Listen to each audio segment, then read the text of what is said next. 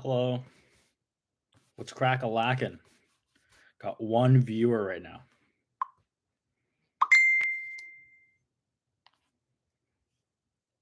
Guess I have 0 viewers now. Bye bye. One viewer again. Cool.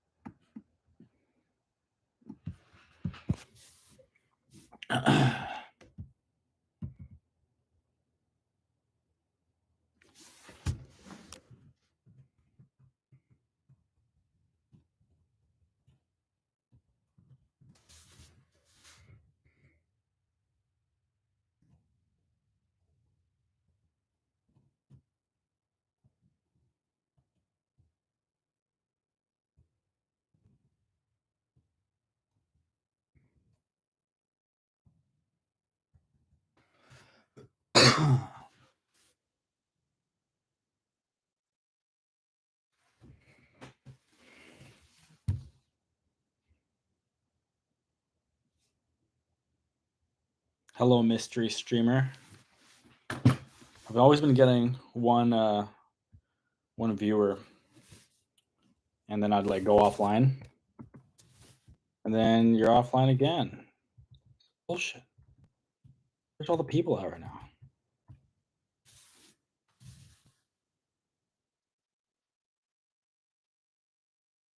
You guys, what happens when you don't upload videos for a really long time? I'd have a dead channel.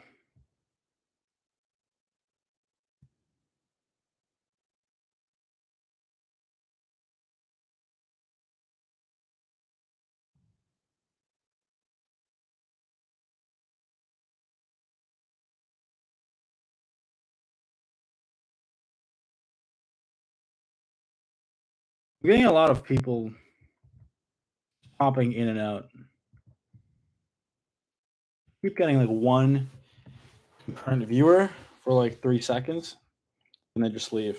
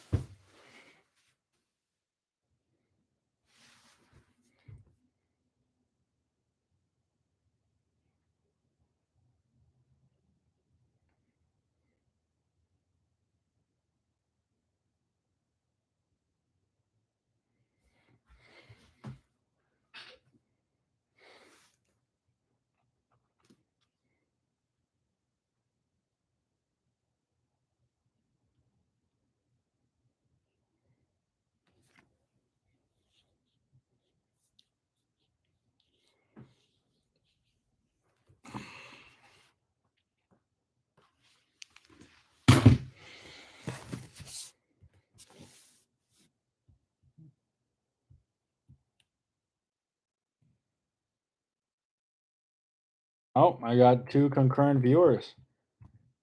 How's it going, guys?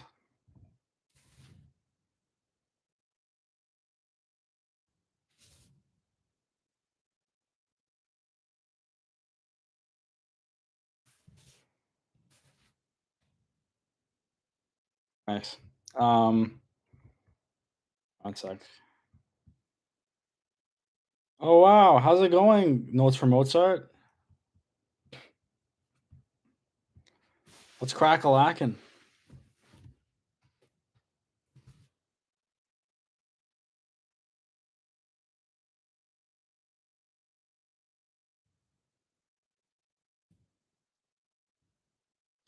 I'm just playing Tetris. Just trying to chill, playing Tetris, chill in my room.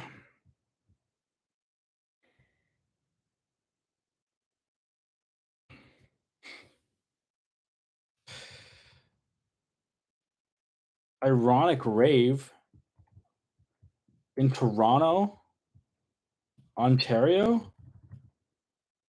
Wait, when? There's an ironic rave in Toronto, Ontario on November 17th. What? There's no way. You're lying. Are you sure about that? The first time I'm hearing something. That's the first time I'm hearing anything about that.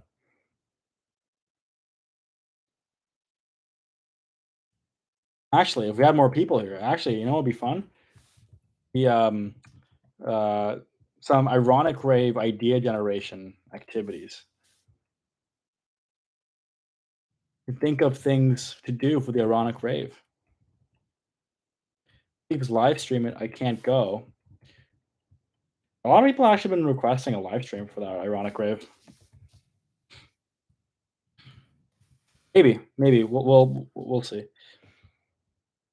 I think that was the plan. I think that was the plan last time. But then, oh, I think we did stream it or something.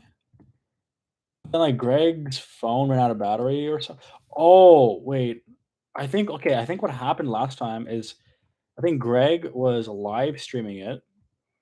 Then it's like it takes a lot of battery from your phone to just live stream something continuously. And he has an iPhone, and iPhones are well renowned for their insane and really high battery life.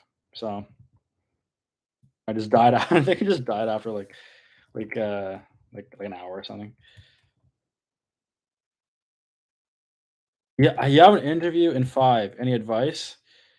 My advice to you is to just so what you do. You wear a shirt has mustard stains all over it.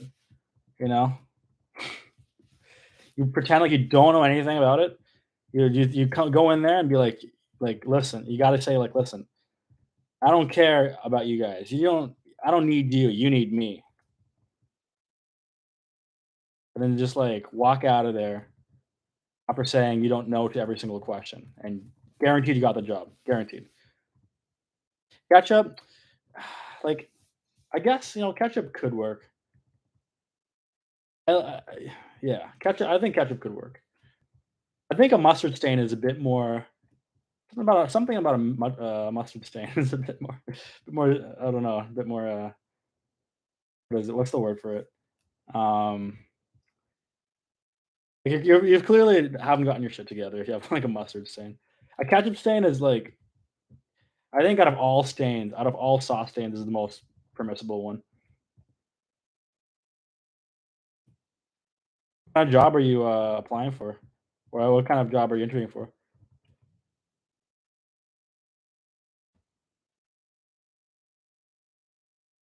Oh, college. Oh, okay. Damn. Okay, maybe. Ah, yeah. See, I know. Okay, in terms of a job interview, that would probably work. But for colleges, I don't know. They have like an entirely different uh, system going on. But has anyone ever tried to do that for to in a college interview? I don't know. Might as well be the first to try it. I wish I could live stream my screen now. I'm just playing Tetris. It's so fun. There's like different Tetrises as well. There's like what is that Tetris? There's like different like if you go on Tetris.com, there's a bunch of like different uh shit. 1 sec. Oh no. Wait 1 sec. There's like this Tetris, like their version of Tetris I'm really starting to like. Um, but I can't find it. Yeah, whatever. I'll just play the OG. Yeah, guys, I'm a gamer. Play Tetris.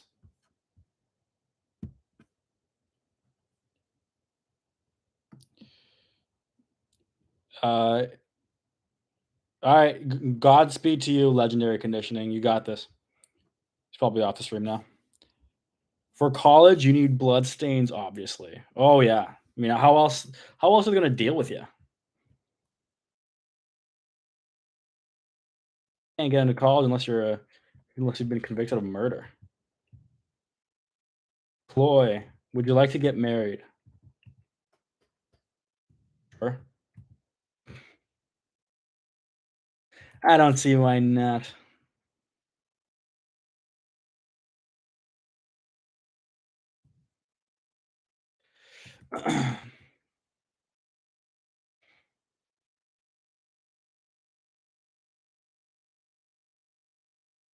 What's your favorite Tetris block shape? Uh the lines. I know it's cliche, but the lines like are the best. Like so I'm always yearning for those lines. Like I don't care much for the other ones. But the lines are the best. Especially when you got like a lot of especially when you're about to die and you get a line, it's a lifesaver. But then also the what are those called? Like the ones that are like kind of like a T, like like this. Those ones not a T, but like a just like a right triangle with one side longer than the other. Those ones are also satisfying if you have the right crevice to slot them in. Oh, so satisfying. I've been playing Tetris honestly for like just a way for me to like kind of think. Like it's just kind of fun to do at the same time as like talking or like watching a YouTube video or whatever. But I've just been playing like the same kind of version of Tetris the past like 2 years now. Um, is that the T? Is it called the T? I actually have no idea. But anyways, I've been playing Tetris for 2 years now, and I tried to learn the hold thing, like the where you can just hold your pieces, and I just don't like to hold. I just like to use one hand. I like to use one hand to just play the game and just like move the pieces around. I find it really fun.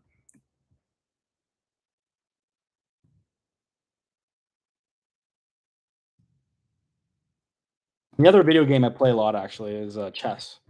So yeah, I'm a chess and Tetris are both like the OGs. Like the OG gamers play chess and Tetris.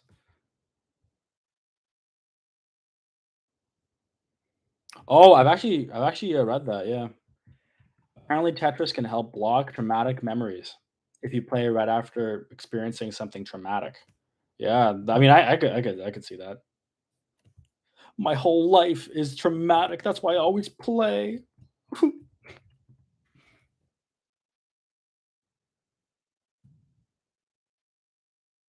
There's definitely something to that though. Like I wonder why.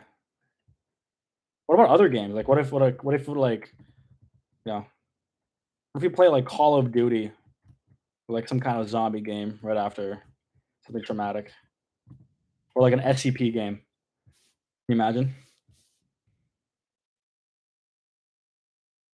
Like survive a car crash.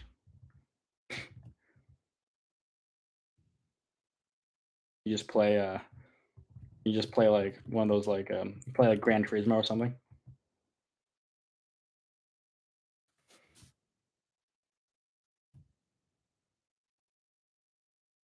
I've always actually I never like had like a gaming period as a kid actually. I've never like been a gamer.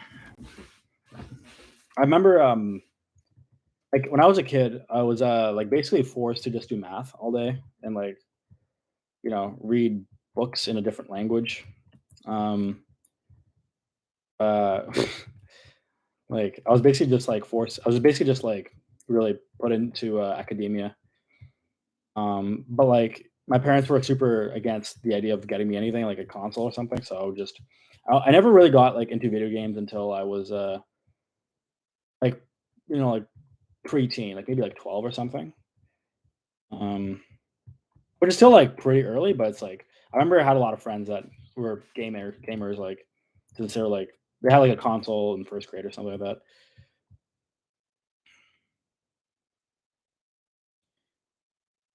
Can I do a traumatic life events tier list?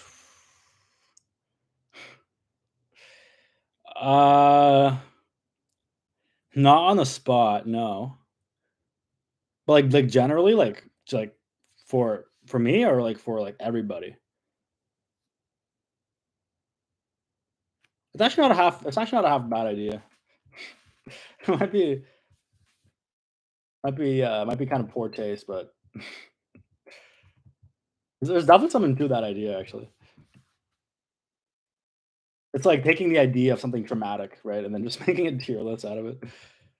But also, in a way, it's really I feel like it's really helpful, that's, like, almost healing, therapeutic, making light of your trauma by organizing it into, like, little blocks. You're like, "Oh, this traumatic experience deserves to be S tier, like, a little better than the other one." Yeah. COD would increase your trauma, I feel like. Imagine being in a lobby and you're getting screamed racial slurs after something traumatic. Oh, yeah.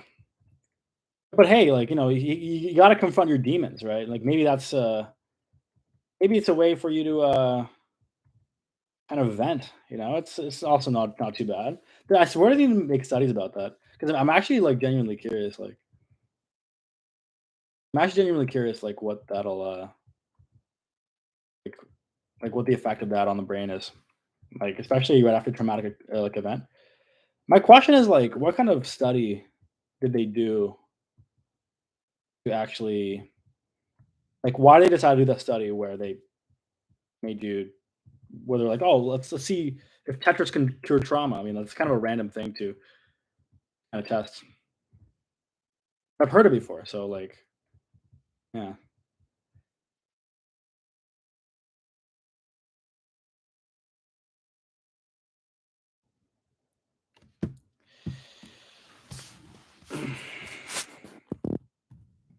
I find gaming, like I've always, kind of been I've always wanted to get into, like, really kinda like MMORPG sort of not MMORPG no, no, not MMORPG, but, like, more like world building games, like Legend of, Zelda or something. Like, I literally got the Switch because I got the Switch when like, shortly after it came out because I was like, "Okay, you know what? I'm gonna have a console gaming phase."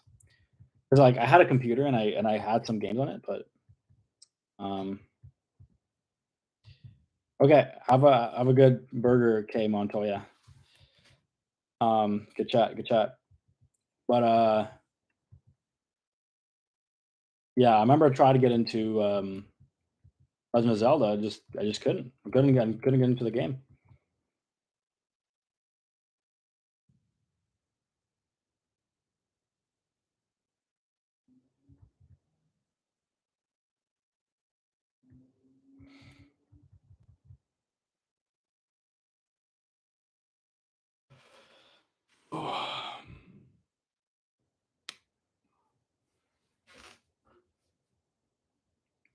I'm doing good, how are you? I'm just chilling.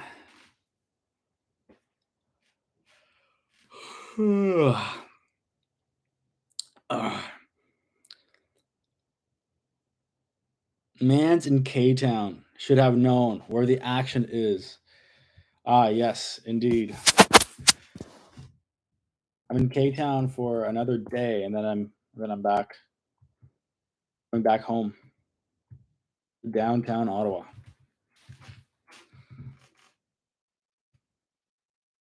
Can't believe it snowed today. It's so random. So random.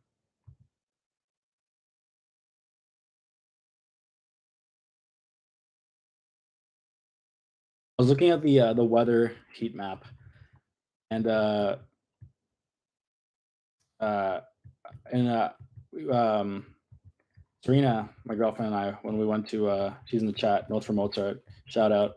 When we went to Ocean City, the 10-hour drive from Ottawa,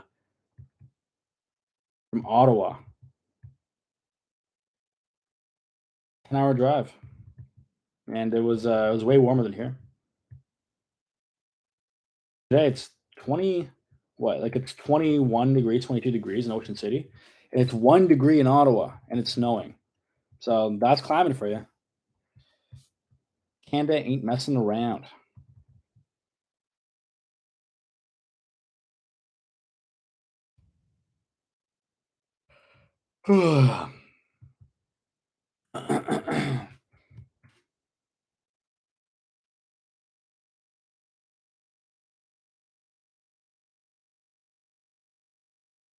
No, that's Atlantic City. Ocean City is even more south. We looked at Atlantic City for a bit, but it was too it's too up north. It was still like relatively cold, whereas like Atlantic City or Ocean City was the first warm place you could actually go down to. Back in it was like the most northern warm place at that time that you can actually visit, where you can actually like swim in the ocean. When we went down there, it was like maybe 18, 19 degrees on average. So it was like not even it wasn't even like oceans. It wasn't even like swimming in the ocean weather quite yet, but like we had like a couple of moments where it was like moments of sunshine. And meanwhile, in Ottawa, it was like what, like it was like 3 or 4 degrees or something.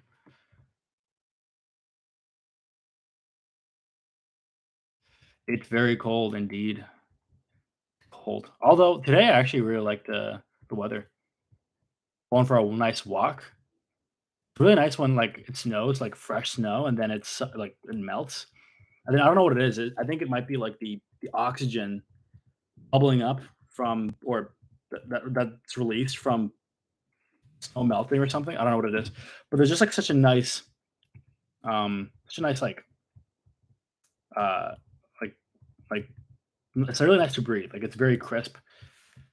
Um, and it was like relatively. It was like it was like 1 degrees outside, which is like not too bad.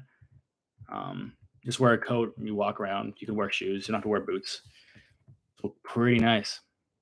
Very crisp. This is the time of year actually that I kind of enjoy.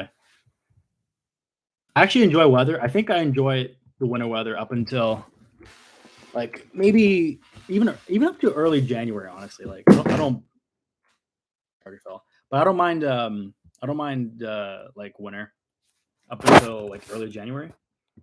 But because like it's an interesting experience, especially having gone through all of summer. But then it's just like such a drag. Can you please get a cat?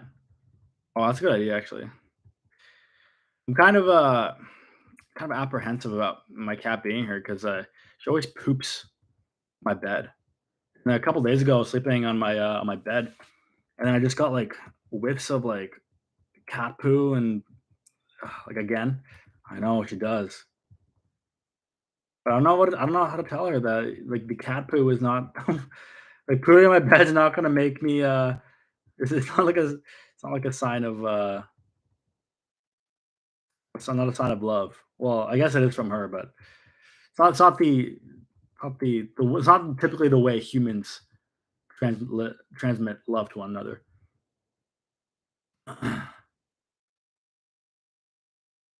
Should I bring my cat? All right, yeah, I'll bring my cat. I'll be back.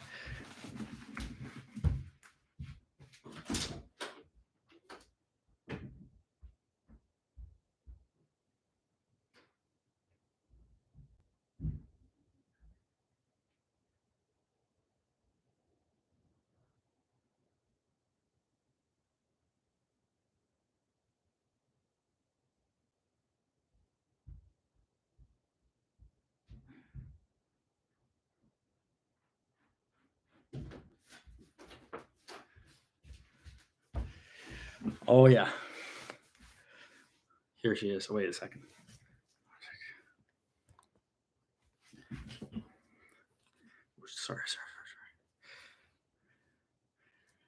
Hello, hello. Her name is Tasha, or she's like smelling me. This is a world premiere. Oh, she's trying to leave. She's very impatient. Okay, okay, go. All right, I'm gonna open the door for her.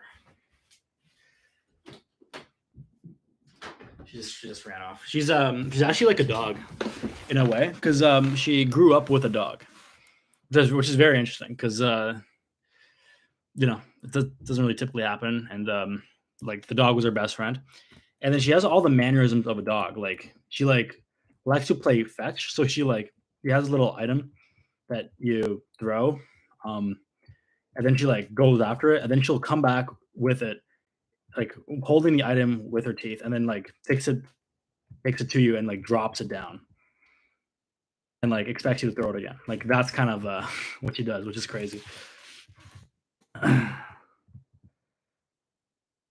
She's amazing. She's amazing. She also has she has like an extra paw or an extra toe on each paw. It's crazy. And her ears are interesting too. Like she's a really cool cat. She's a really cool cat.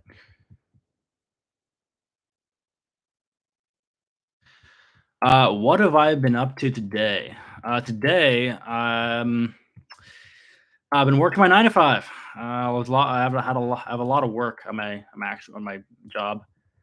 Um, and other than that, I've been slowly making progress planning the ironic rave, which is happening on the 17th in Toronto. Way too behind for that, to be honest. Like we're still way too many things to do with the ironic rave.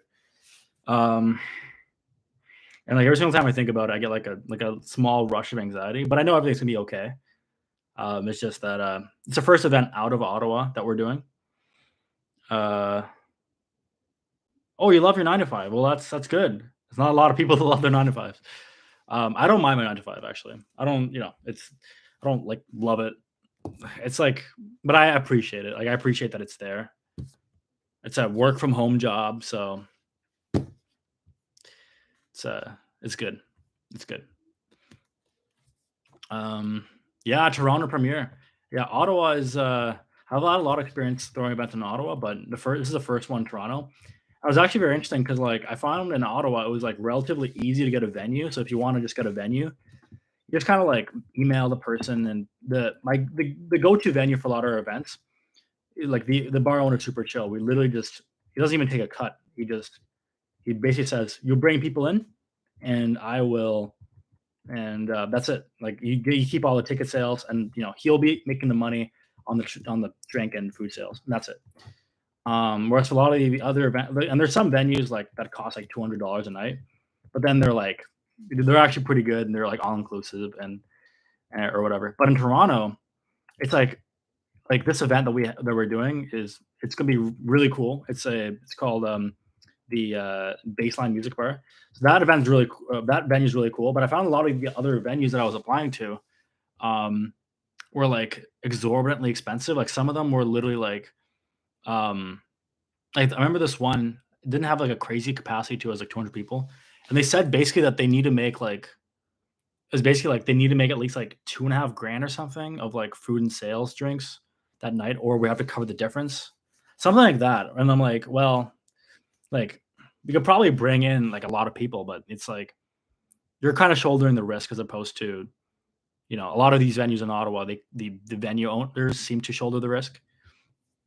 Um, is my impression, and it's probably because there's more supply and demand in Toronto um, for these kind of for the venues to cater to or to like music or to concert organizers. We've sold. Let me check. Actually, we have 100 tickets total. We sold. So far, we have 66 tickets that are basically sold. So yeah, we have 1/3 capacity left. We have 33% tickets left, and typically for a lot of the events that I've put on in Ottawa. Uh, there's been a lot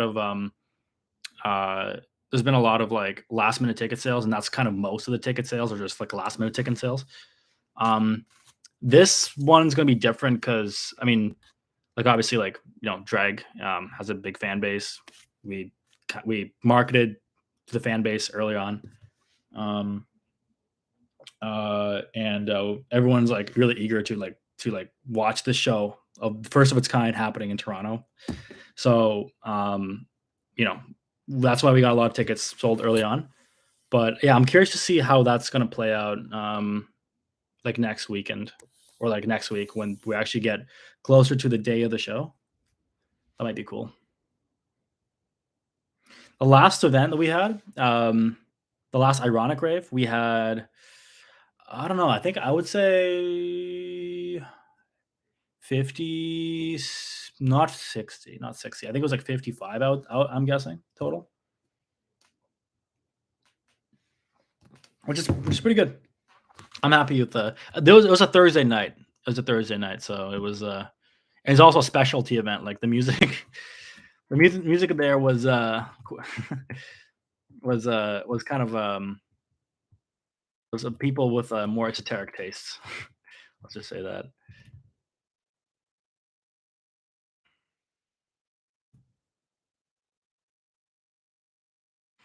Yeah, I'm excited. I'm excited for the next this next event. It's gonna be really fun. I just know it's gonna be really fun.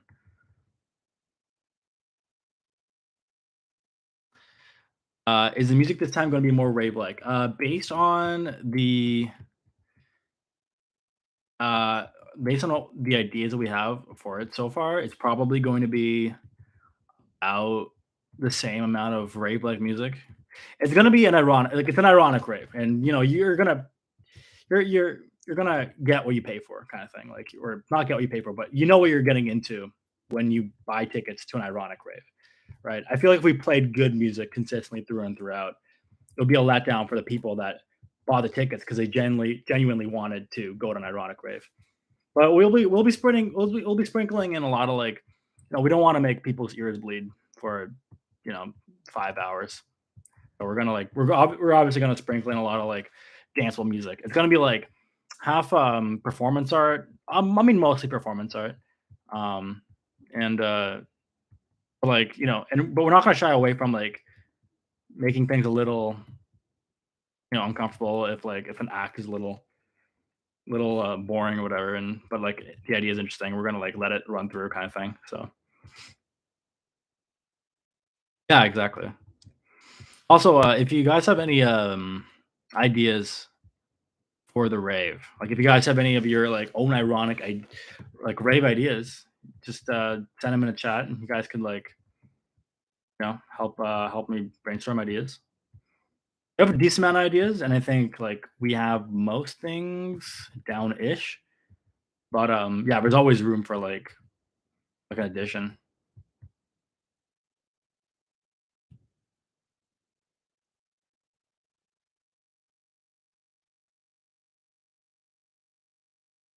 And also, after Toronto, we're going to um going to Halifax, Nova Scotia. And I don't know why like we didn't have this idea, but then like I realized today, like literally like a couple hours ago, I'm like, wait a second, we're going to Nova Scotia, and then Craig and the others might join as well. And but if they do join, then why can't we do an ironic rave in Nova Scotia? Like that'd be sick. So now I'm like really thinking it'd be, there's not a lot of people in Nova Scotia compared to Toronto or even Ottawa, um, even as like a province. But might be cool. Might be cool to do something on the on the Atlantic.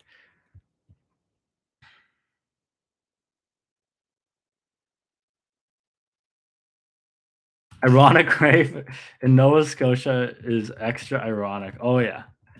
Oh yeah. Yeah. Honestly, I'm excited. I actually want to do it now. Maybe we just get some like hole in the wall bar with like a max capacity of like 20 people and just do it there. There's gonna be a bunch of like old men. Um, that are just like, in their 50s that are just like just trying to have a drink and you just setting up this like stupid performance. Screeching sounds or something like DJ white noise or some shit.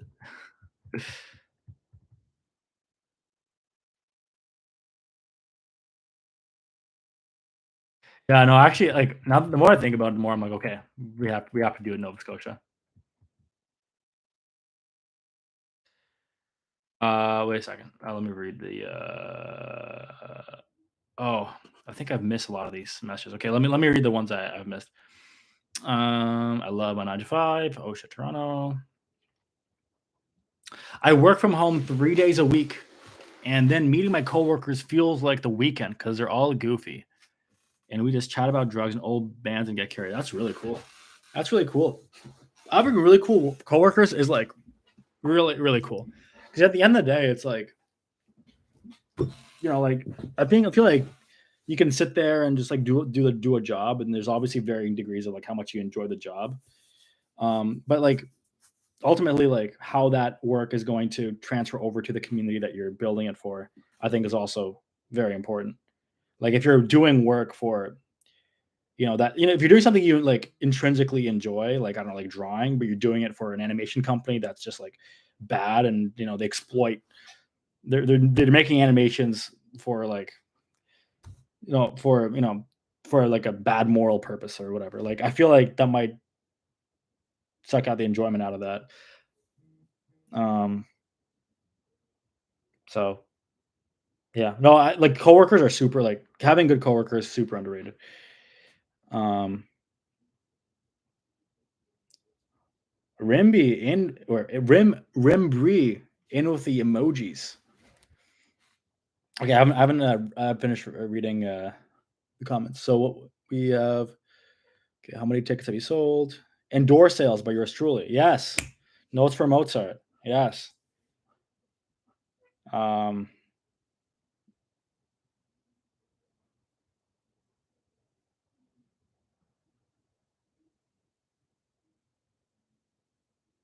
uh, do you remember LimeWire? How there was always the wrong file, and it was a covered by some Indian guy. Oh yeah, no, I don't actually. I've never actually used LimeWire. I've always. I remember like this other guy used it, and I was like, "Whoa, he's using LimeWire. That's so cool." I think I was pretty young when it was like a big thing, but I never actually used it myself. Uh, Yeah, I feel out of the loop. I don't think I feel like everyone's used LimeWire except for me. Awful. So horrible.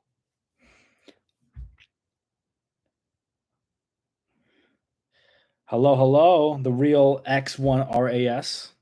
Long time no see. Um, my coworkers are all from different countries and backgrounds and ages, so we always have interesting conversations. And my boss is ultra supportive as a boss. We do some semi-government health stuff. Yeah, that's cool. That's really cool.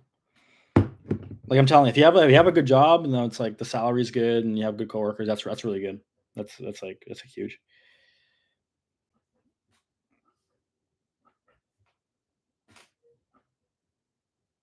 What is LimeWire?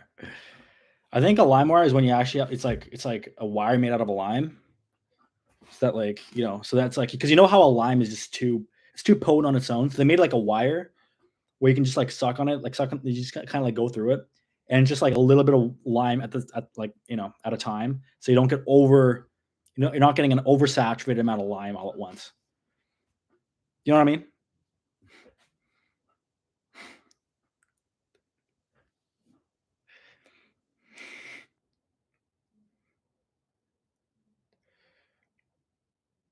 Hello, hello.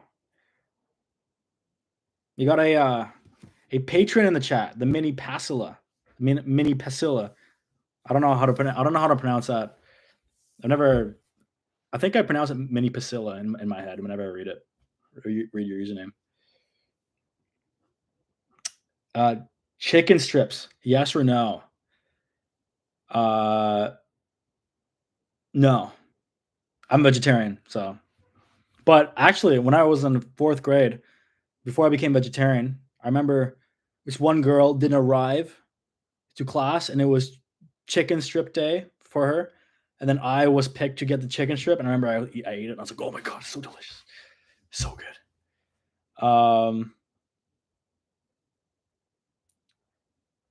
I'm a patron too. I just joined today. Hedgehog in a hat. Yeah, yeah, I saw that. I saw that's awesome. Appreciate the support. Yeah, I've started being more active on my Patreon as well, just because I've had a. I remember I just didn't post for like months because I was just kind of like sidetracked by other things, and now I'm like, now I feel like I'm gonna approach my Patreon more as like almost like a diary or like a personal kind of place to store like ideas and not ideas, but like just like progress on projects and like whatever.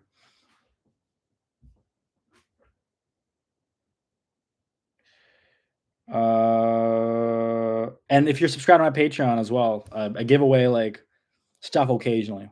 Um, so like if you're, for example, if you want to go to the Ironic Rave in Toronto, uh, you know, like tickets are like $15. But if you're a Patreon, I don't have that many. I'm not that many patrons, so like I just if you're in Toronto and you want a ticket and you're a patron, you can just get a ticket.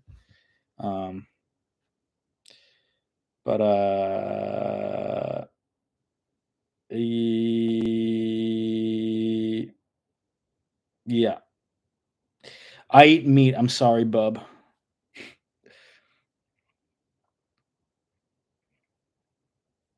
I'm sorry. Uh, hell yeah, free ticket to the Ironic Rave. Just need a $1,600 round trip ticket to Toronto.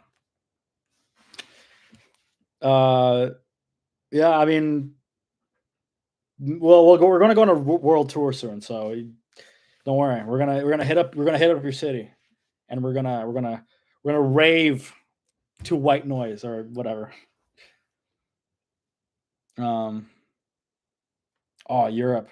Here's the thing about like we're doing raves in Canada because we can actually do raves in Canada. Like, there's no you know restriction on like doing raves in different provinces, but like I really want to do a rave in the US because I'm from Ottawa. A lot of my friends are from Ottawa, and a lot of us are from Toronto as well.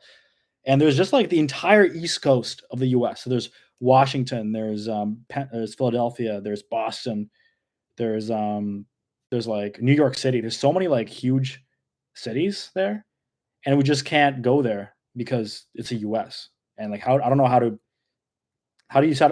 you do a show in the US easily if you're a Canadian. I don't know.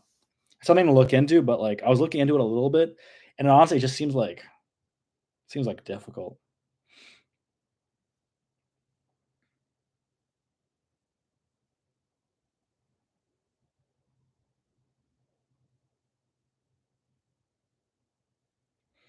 I've never seen a rave, and I live around the East Coast. You should go to a rave and see what it's all about.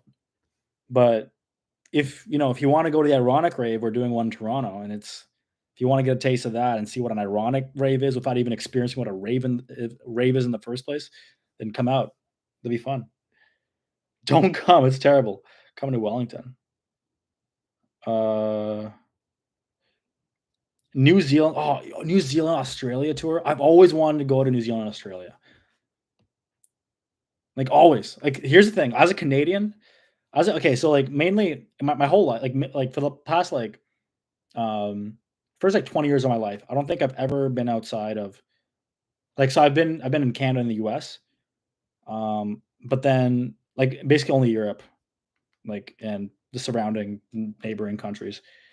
But I've never been to like Asia, like China or that side of the country, like the east. And just like then going east and then going south where Australia and New Zealand is. So the other hemisphere. That is like super weird. Like I've never actually like just the idea of Australia and New Zealand being a real place is so surreal to me. and like the nature looks really cool there, and like the people look like the people seem really friendly and everything. And I don't know, I want to visit New Zealand and Australia and see the kangaroos as well. I want to see the kangaroos. That'd be cool.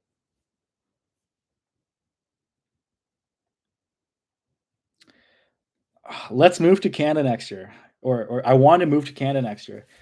Yeah, it's cold. It's cold. You think I think people from Australia, I think they like really like the idea of Canada because like a lot of Australians probably live their life in like heat and like swarmed by like insects or whatever. I don't know if that's a stereotype or not, but like probably like sweltering heat. Not maybe not sweltering unless you're from like Darwin or something. But like I'm assuming like unless you live in what is it, Melbourne, you're probably probably living somewhere that's really hot almost year round.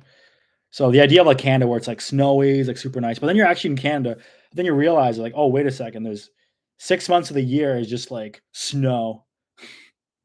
You know what I mean? Like, and it's like dark. You start to really get like, so you start to really miss the summer.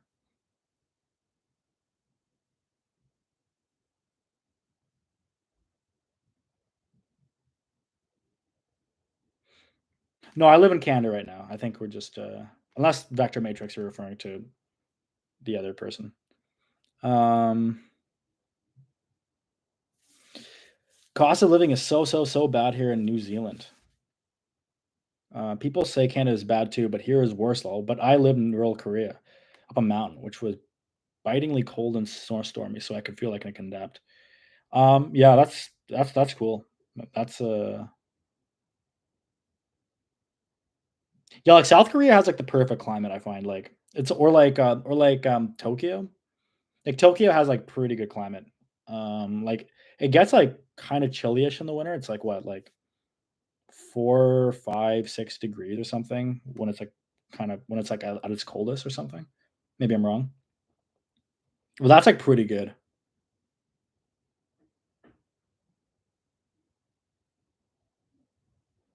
Uh, Anyways, cost of living, yeah, cost of living is like because like people complain about high cost of living in Canada, and it is expensive. Like, don't get me wrong, it's really expensive, but like realistically, if you could still like it's gotten pretty bad, but you can still buy something. Like if you're married with somebody and you're both are earning money and you can still buy something that's still feasible, right? And then why would you buy a house, for example, if you're not living with somebody else, right? Like why do you need that much space? So if you buy a house, you're probably going to be living with somebody else who's also probably going to be making money. So like, and if you guys are like if you guys save for a while, then you know don't like buy anything too crazy. Like you can still afford it in Canada, but in New Zealand, I was in Australia. I was reading some of these articles, especially in Sydney, Australia. Like apparently it's like really bad. Apparently housing is not isn't fun there. Um,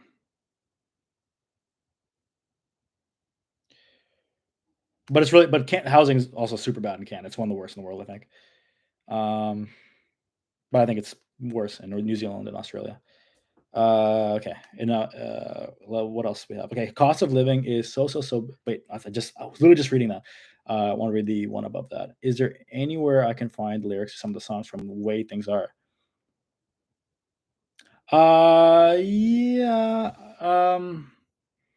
Yeah. I don't know why I never bothered posting the lyrics to the songs in the album, but I should. I have all the lyrics down somewhere. Um, yeah, I was actually thinking about like posting those songs individually when I release the album, but then I don't know, it's like, how you have this, like, whenever you work on something for a really long time and then you release it, you start to you almost, like, hate it when you release it because 'cause you're like, "Oh, I just can't," because you've been working on it for so long. So that's kind of like the a flavor I had in my mouth when I released the album, and then I was basically like, like, I don't really know if I want to release the songs individually as singles." Um, so I just, kind of pushed that thought aside for a while, and then Never got around to it, and it's been over 2 it's all almost it's been over 2 years since I released that album. That's crazy. That's crazy.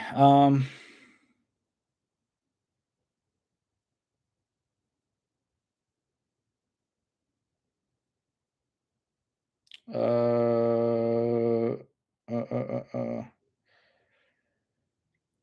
global grass is greener mentality. Yeah, no, for sure. I always have these thoughts of like, "Oh, man, like, I wish our weather in Canada was, like, better," and, like but honestly, all things considered, Canada is, like, one of the best countries in the world to live in, I think, objectively. So, can't weather's a single factor, but it's not the end all be all.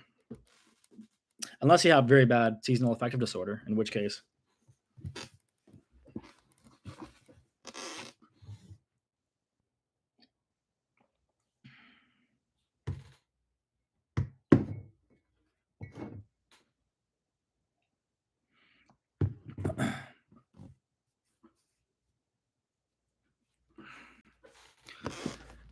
uh, yeah, it does get hot in Tokyo, actually. That's true. Very true. You could just put up the lyrics in a pinned comment for the songs that actually have lyrics on the full album video. I think YouTube auto-generated the individual songs. Oh.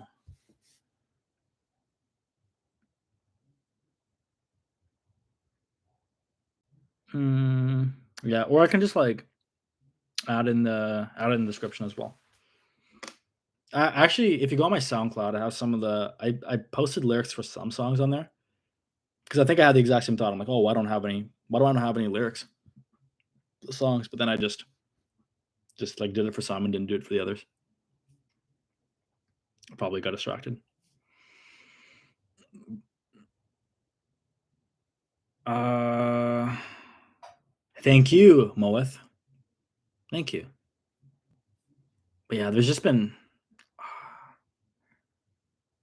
I wish I could, like, make more music, and I wish I could make more videos, and I wish I could just do it. I wish there was, like, multiple of me just, like, doing stuff. Just, like, delegate. There's just not enough time in a day. When you got a full-time job, you gotta pay the piper. You gotta do things that, you know, they don't really wanna do. Well, like, don't, like, love to do, so just don't sleep. Ah, yeah, I've tried that, and then it catches up to you. It really catches up to you.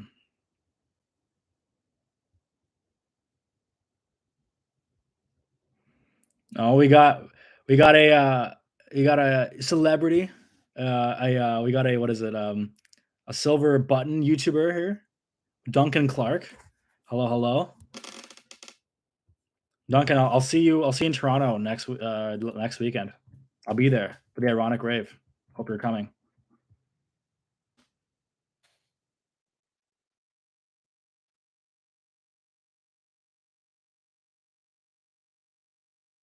I see if I had a car as well, that'd be cool. I could just hit up Toronto like once a month or something. It's not even that bad drive. It's like a 4-hour drive from Ottawa.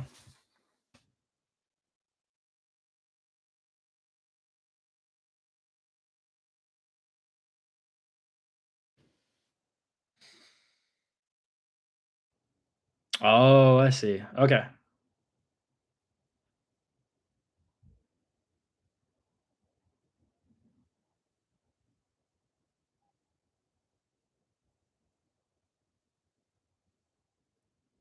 Okay. And in that case, yeah, I'll add the lyrics to maybe to like a comment. I guess I think that's a good idea. 4 hours is a long time though. Well, yeah, but if you're going once a month for like a weekend, it's not bad. It's not bad. And yeah, see you tomorrow. Notes from Mozart. Gonna watch her sing tomorrow. She's performing.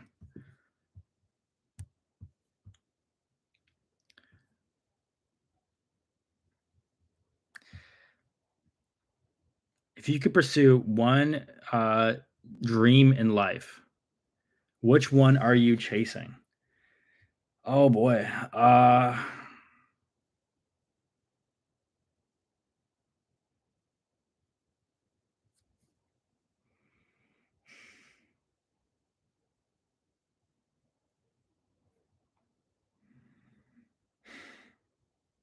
This one's a really hard question.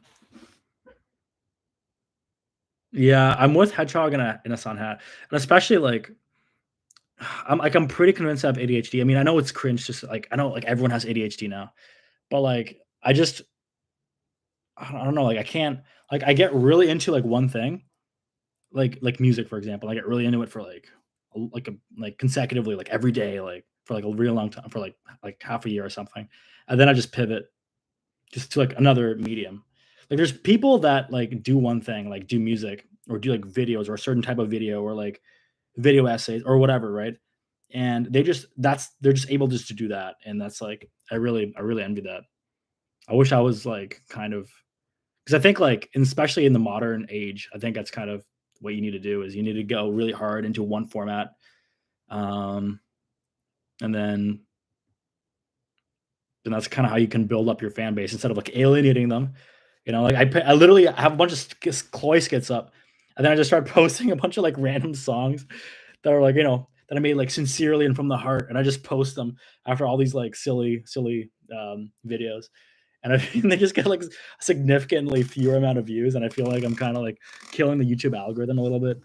Um, because the alternative is maybe I do a different channel or something, but then I don't know. It's like this is who I am, and I want to post on this channel if I want to post, what I made. So if I made something, I want to post what I made.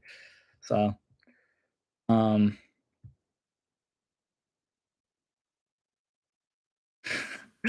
Duncan Clark, yeah, it's something I haven't heard Greg say in a really long time, but I remember those days.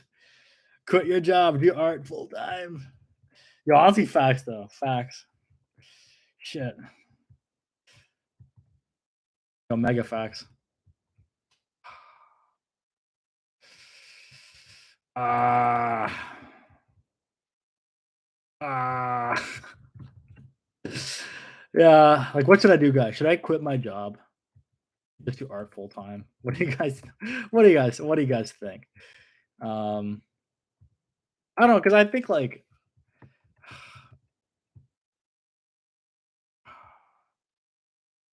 I don't know if like I'm kind of like imagine like say you quit your job, right? Like say you want to become like an artist or something, or say you want to make money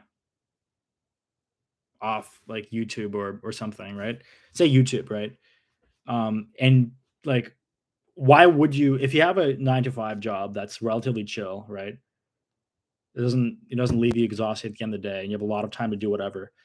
And if you don't game or you don't waste time, if you just spend 4 or 5 hours after work, maybe just even 4 hours after work, just like working on like your YouTube side project, like that, I mean, 4 hours is a decent amount of time. Like you can definitely like if you just every single day and then maybe 8 hours on the weekends, you just do that. Um, you can build up like an actual platform, and then when you actually make the money on the YouTube channel, then you can segue from your job to YouTube full time. But like for me, it's like it's never made logical sense to quit my job to do something that I'm not like like financially self sufficient on. Like it just, but like, but it's like kind of like that expression where it's like you gotta have to throw yourself in the water, in the cold water, and like kind of force yourself to learn to swim, right? Um, so yeah, even Duncan. I mean, you're a silver play button dude, and you're quitting. Yeah, I thought you might have like quit your job or something up by now, but yeah,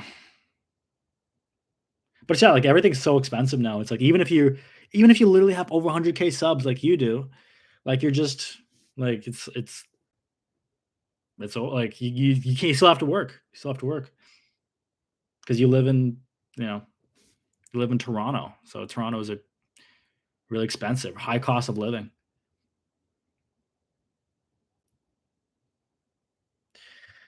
I think I always like whenever I get in these conversations, I kind of like start skimming over the comments. Do you have ADHD? I'm pretty sure I do. When I was in second grade, my second grade teacher told my mom to put me on ADHD meds. My mom just vehemently like refused, and she went off on the teacher for even making such a statement. But in retrospect, I think like I don't know.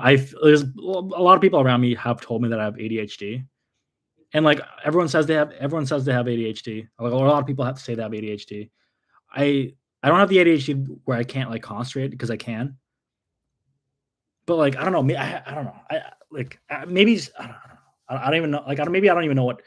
Maybe the way I conceptualize ADHD in my brain is just different from what like actual clinical psychologists conceptualize ADHD at. So I don't know. I feel like I have a mild to maybe to moderate form of ADHD that I learned to control over my lifetime because society.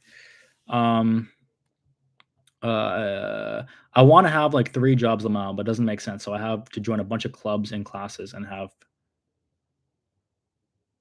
Wait, what?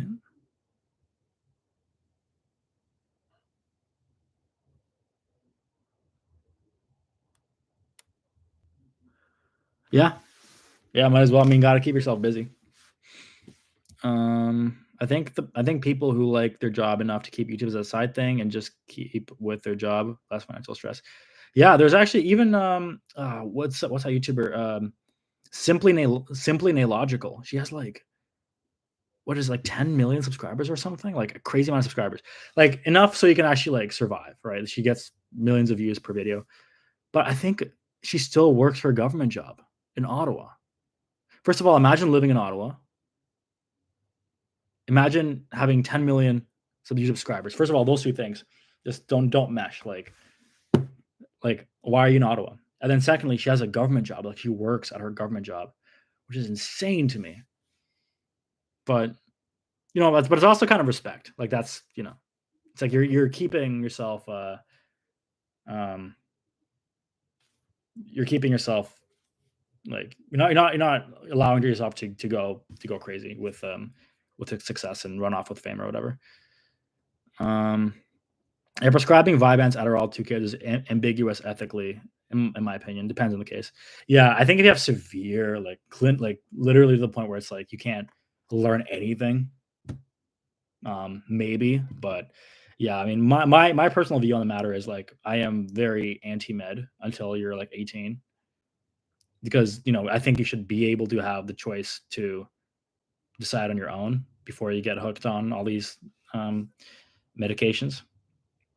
Because a lot of them you actually can't get you can't get off of really easily. Like if you start taking antidepressants, you can't just easily get off of them. Like you go from if you take like escitalopram or something, the or Lexapro, you go from like 15 to 10, or you go from like 20 to if you're on 20, go from 20 to 15. That's like okay, but then you go from 15 to 10.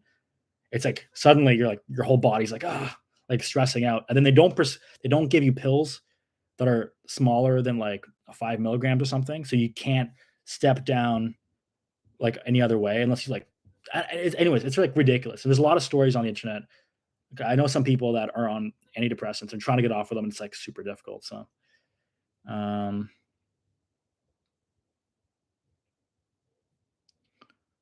uh, can I ask if you've been on any meds?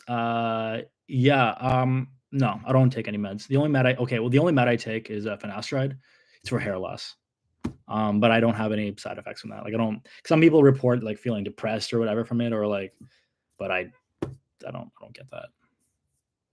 I'm one of the lucky few. Um, my doctor put me on benzos for 2 years secretly and took me 9 years. How did you? Okay, first of all, I have so many questions. How many? How? How did? What do you mean by secretly? Do you not know what you were taking? Were they like not? Why? How? I'm intrigued. Um,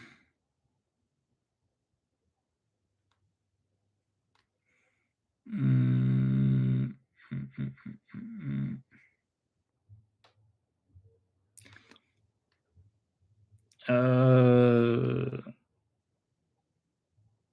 Give everyone Adderall and Tren. I actually have no idea what Tren is. I always hear that word. I've never bothered to. What's Tren?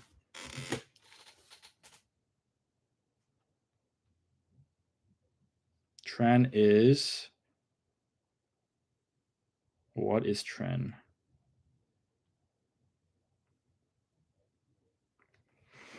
Oh, it's a steroid. Oh, classic. On that red pill concoction grind. Your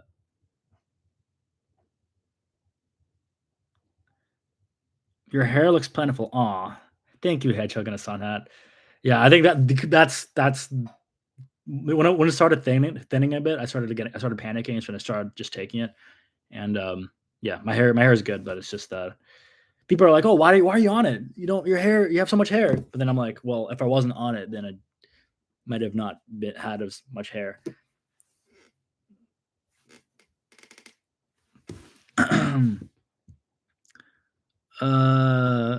Okay, I told him I don't want to be on it, the benzos. He said it would just be 3 weeks, but because in Korea you get all the meds in a packet together, I didn't notice it was still there. Took 9 meds at that time. Jesus, it's crazy.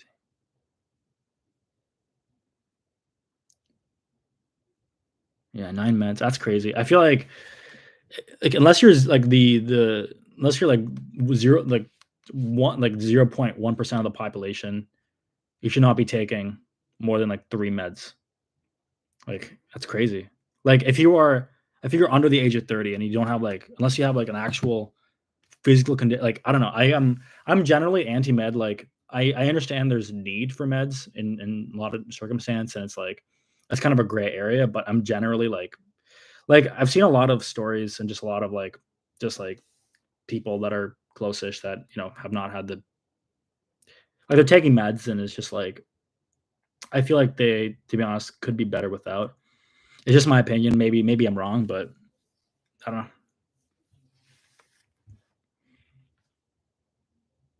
So the blood pressure med is actually, that's whatever. Like that's you gotta take that.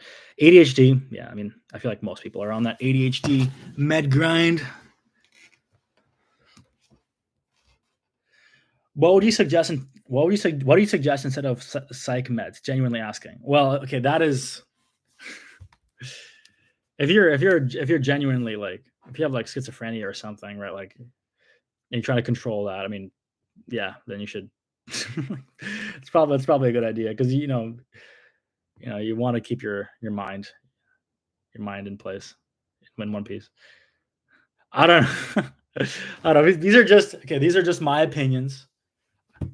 Not a medical specialist or anything. Just my half baked WebMD. Like like what is this kind of opinion on stuff?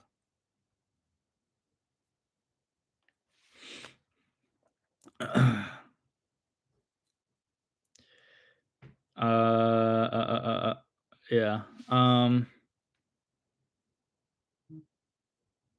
Yeah. I feel like everyone's on ADHD meds nowadays,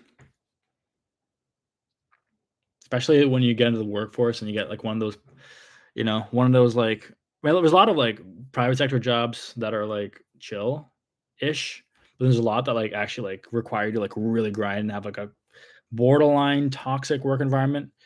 Um, like not quite toxic, but like just like on the edge of bad vibes. But then that job also makes you work like 12, 13 hours a day.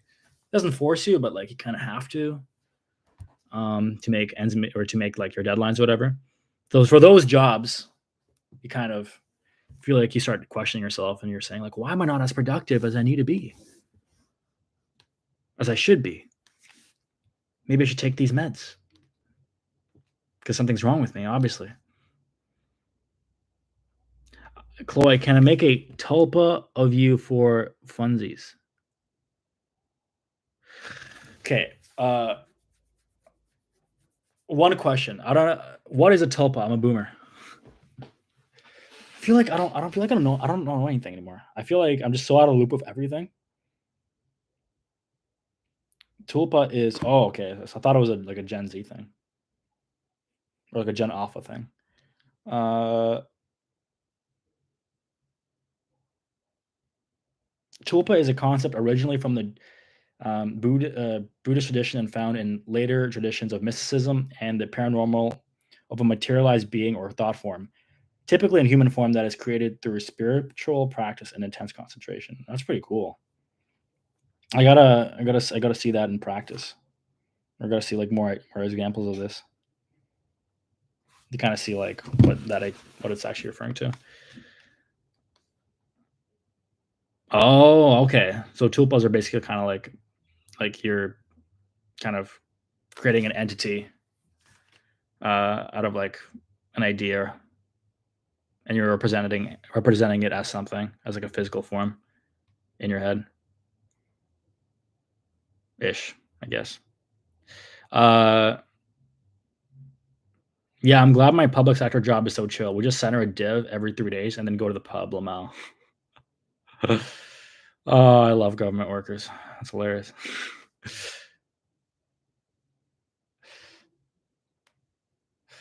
um, yeah. So I mean, my job is vaguely government. My full time, my 9 to 5. But then like I have like seasons where I'm basically doing like almost like nothing for like a day.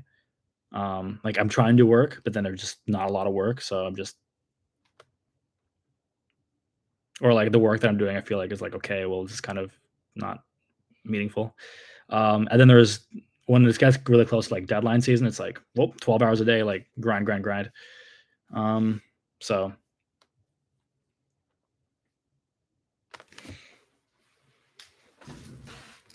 Duncan says, I work remotely at a university and send an email every once in a while. That's the dream. That sounds awesome. Imagine that's is that a full-time gig? You just like send an email out once in a while, like click. Oh, I gotta send out an email with 2 sentences today. I didn't do that. Oh, no way. That's why would you even think about quitting your job for the YouTube grind? I would just keep it, even like, man, because like because if you look at like the amount of time you work versus how much you get paid. Because imagine you get paid like what, like 30 an hour or whatever, and then you do like 10 minutes of work. Let's do the math on that. 30 hours, 10 minutes of work, and a day 7.5 hours. You're getting paid for that.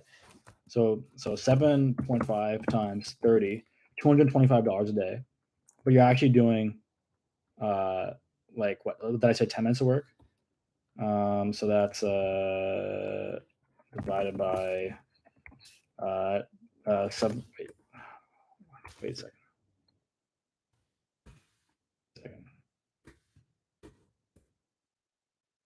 I feel like this is really easy math, but then like I'm on stream. I'm choking. Oh. Wait, why can't I do this? Jesus, no. Times I guess 6. That's $1,350 an hour. Yeah, so if you're willing to work 10 minutes a day and you get paid $30 an hour, that's an equivalent to $1,350 per hour of work. That's crazy. At this point, I feel we're coming okay, like with this like AI singularity thing. I feel like we're getting really close to like. I feel like we're getting really close to like some sort of like AI singularity type deal with like all this stuff. Am I wrong, guys? Like, like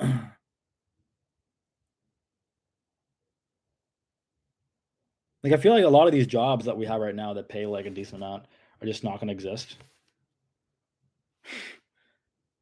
It's gonna be weird. Like I'm actually so excited for the next decade. It's just gonna be so wonky.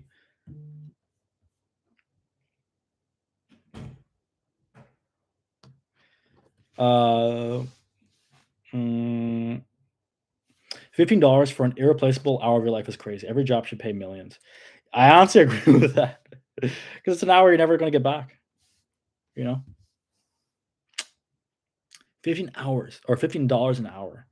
You work for you work for an hour. Think about an hour. Like an hour is a decent amount of time. Imagine you're working for 3 hours. I don't know, like, say you're, like, working from, like, 4 PM to 7 PM. That's, like, a nice chunk of time. Get paid $45? What's that gonna get you? What's $45 gonna get you? Git Copilot does my job for me, and I get upset that it's better than me with the 1 year experience. Yeah, I mean, I don't really think I use Git Copilot. I don't think I've ever used it. I use ChatGPT, that's what I use. I just got the subscription, and I just use it for, like, most things. Um, the thing of AI is that it actually, like, I don't think it will be able to replace work anytime soon because, you know, unless we get, like, perfect AI. Like, say AI is literally perfect, then it can, like, create, like, a project and like, no bugs or anything, then that's great, right? But imagine AI made a project, right? And it's 99% there, but then it's just, like, messed up on some these critical details that only a human would be able to kind of, like, figure out after a certain amount of tinkering. You still need someone to go in and fix those, like, issues, right? You still need someone to actually understand what the AI did. Like, until we reach the point where the AI could do everything and, like, cover all those spots, like, I don't think that I don't think that automation is gonna be, or the AI will be, like, a huge issue. But once it gets to that point, then I mean, then humans aren't really needed for that line of work that the AI automated completely. And then if that happens with many jobs, then I don't know. I'm seriously, like, I seriously think in the next, like, 10, 15 years, there might maybe, like, 15 years, there might be, like, some kinda UBI thing that's gonna be more widely accepted. I think that idea will become a more widely accepted kind of, phenomenon. Because especially with AI, right? Like, how does AI come up with all these ideas? It's taking information from, the internet, basically. It's scraping the internet, and then it's making all these, like, and it's formulating them into, like, a response, right? But like but the information on the internet had to be compiled somehow. And a lot of the information that it gathers, especially like solutions to problems, come from Stack Overflow, which people answer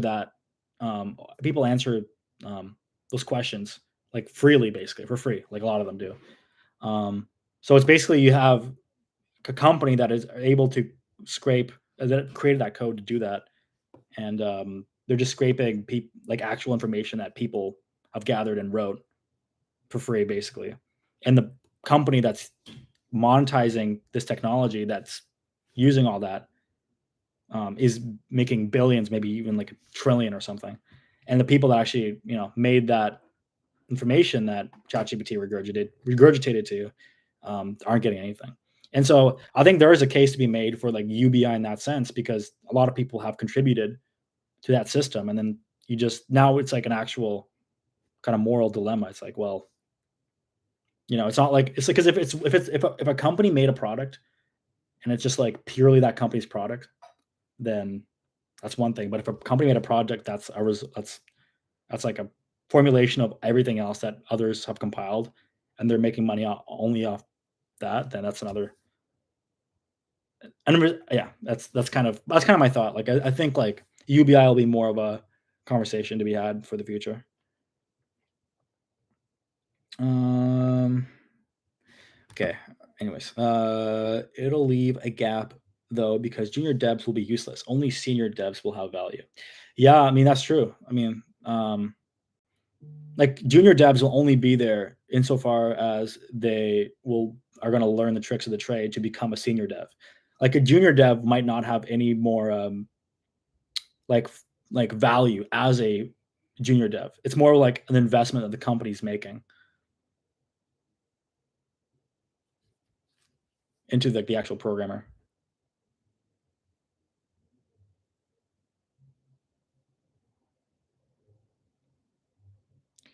Uh,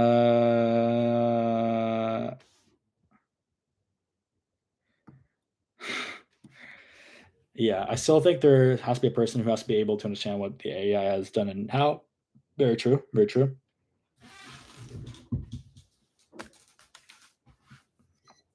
Um, Chloe, if you were going to use neo pronouns, which ones would you pick?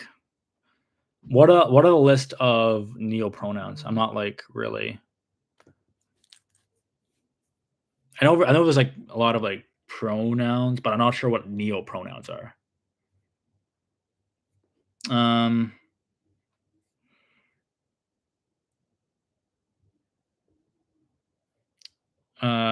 don't junior devs lose the company money in the first year? Yeah, I think so.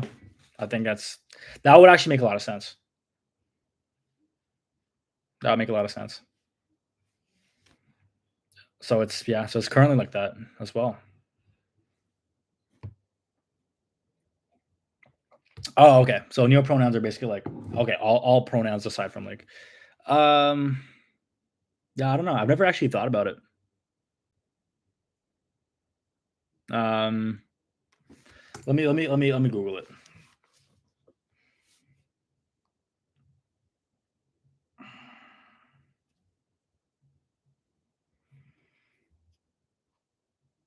Neo pronoun list.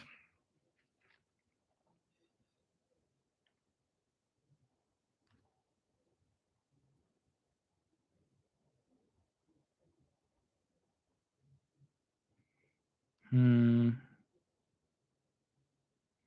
Well, there's a lot actually. Whoa. I went on this Tumblr link and there's just like hundreds of these.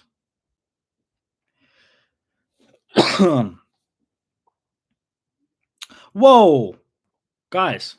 I don't know if you see this. Look at this.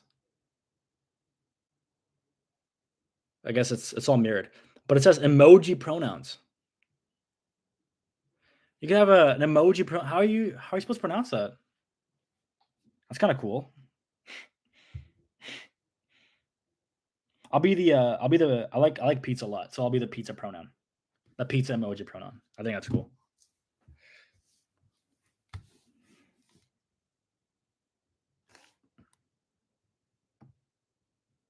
Starting next week, I'm gonna finally make the company money. Yeah, let's go.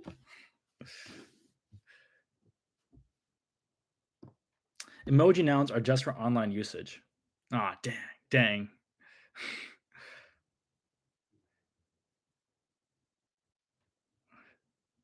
Yeah, I don't know. Like the I like the pizza emoji. I like the pizza pronoun.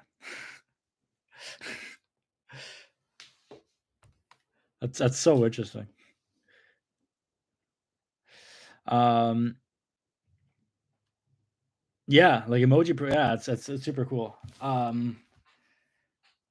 There's emoji pronouns. There's also like number pronouns. Like it could be like a one or two or three or four, up to a zero.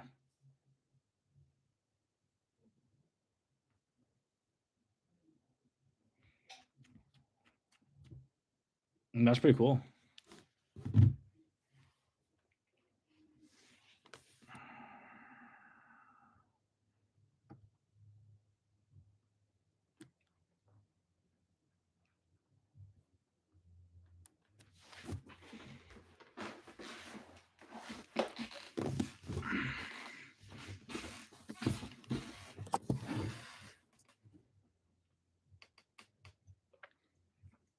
Ugh. Um,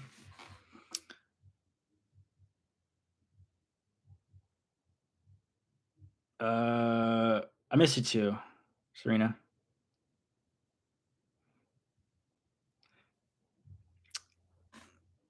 Duncan, how do you pronounce that? I go by Rocky Rockim. Oh, me? What am I drinking? Oh, you're not gonna believe it. Check it out. This is the part where I pour water um, all over my laptop and end the stream abruptly. It's vodka. It's pure vodka. 99% vodka with what else? With lean.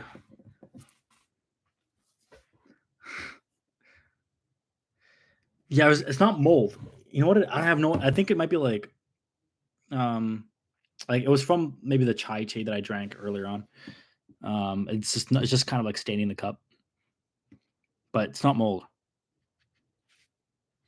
Um, One time when I was streaming, my air conditioner broke and started raining on my laptop.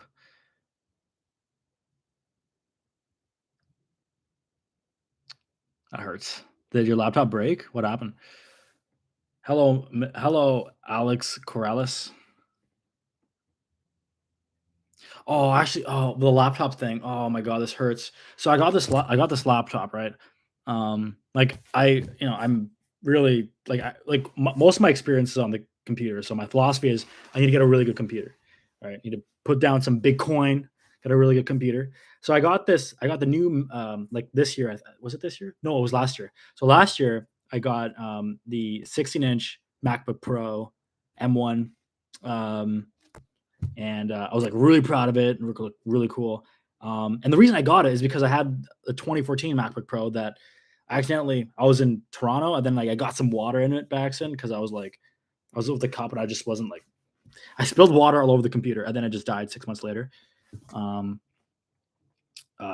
but yeah, so anyway, so I got this new computer and then I was supposed to go on this camping trip and I was on my balcony and I was just like working and doing whatever. And then I had to and I was just got preoccupied with stuff in my house, and I went camping. And then I came back, and I couldn't find my laptop. I'm like, "Where's my laptop? I can't find it." And then I go to the balcony, and I see my laptop just outside. Like I see it outside, and it was just been outside. It was outside for like 2 days, and there was just like a huge rainstorm in Ottawa. And I got this laptop maybe like a month or two prior. Oh my god, it was a disaster. I was like I just felt I don't know. I was so sad. So God bless, like thank the Lord that the laptop is still in good condition, but and it hasn't shown any signs of failing from water damage. But damn, that was a close call. I got really spooked by that one. uh,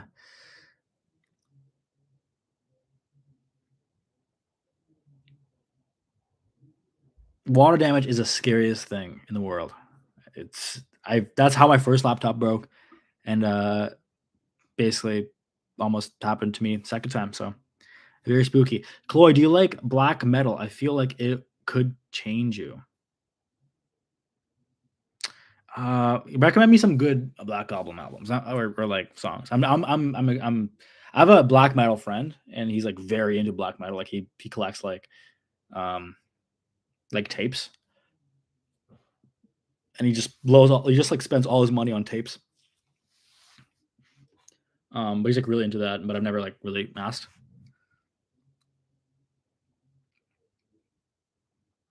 I'll add that to my Spotify right now. Morning Palace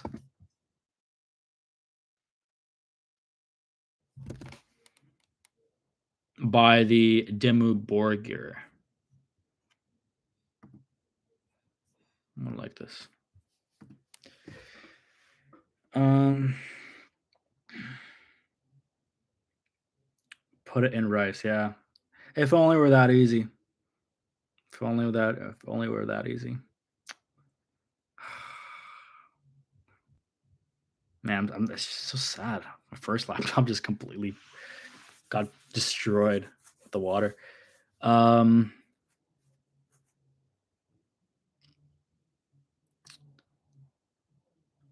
do you guys have okay? I'm actually like I actually kind of want to do this. I don't know if you guys want to do this, but do you guys have any ideas for the ironic rave? Just gonna put it out there because like I still in the back of my head I'm like I gotta plan ironic rave. I gotta like help organize it tonight, but I just kind of want to keep streaming too.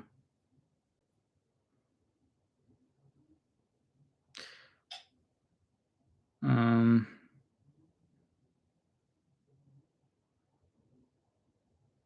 I still vote for the LimeWire wrong file, and it's a bad amateur cover instead idea. Oh, I didn't get that the first time. That's a good idea, actually. Oh, that's a good idea. Oh, that's good. Okay. Allow that to the list.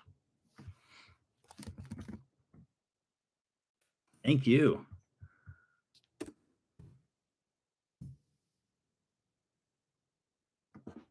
Uh, yeah. I will try. Man, I'll try to stream it.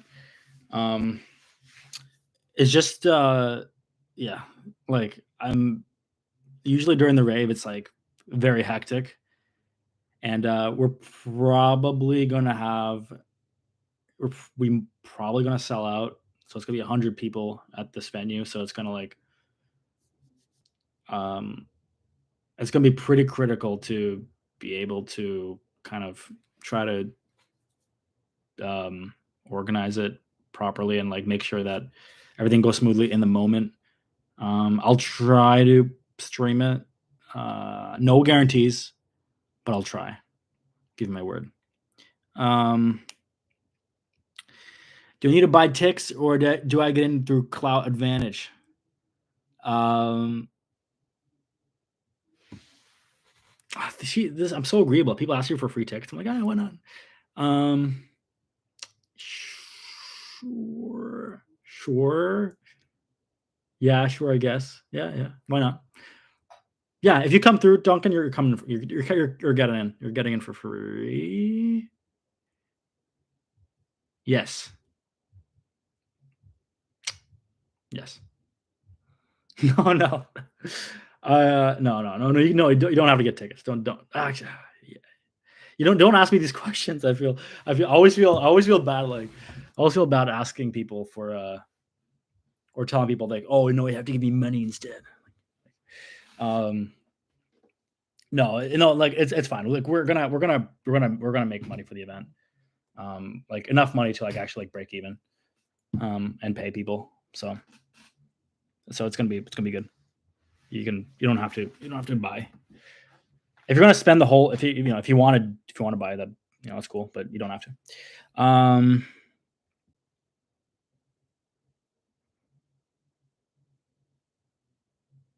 Okay. Okay. Charge Duncan double. Yeah, actually Duncan, yes. You're gonna have to that's a good one.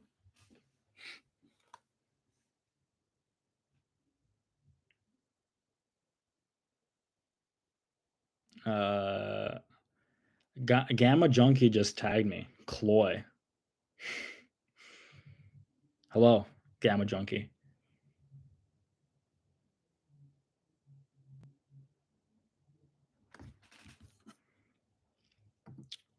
Yeah, I'm really excited for this rave. It's gonna be really fun. It's gonna be wild. The actual venue is like some like I don't know if they understand what an ironic rave is.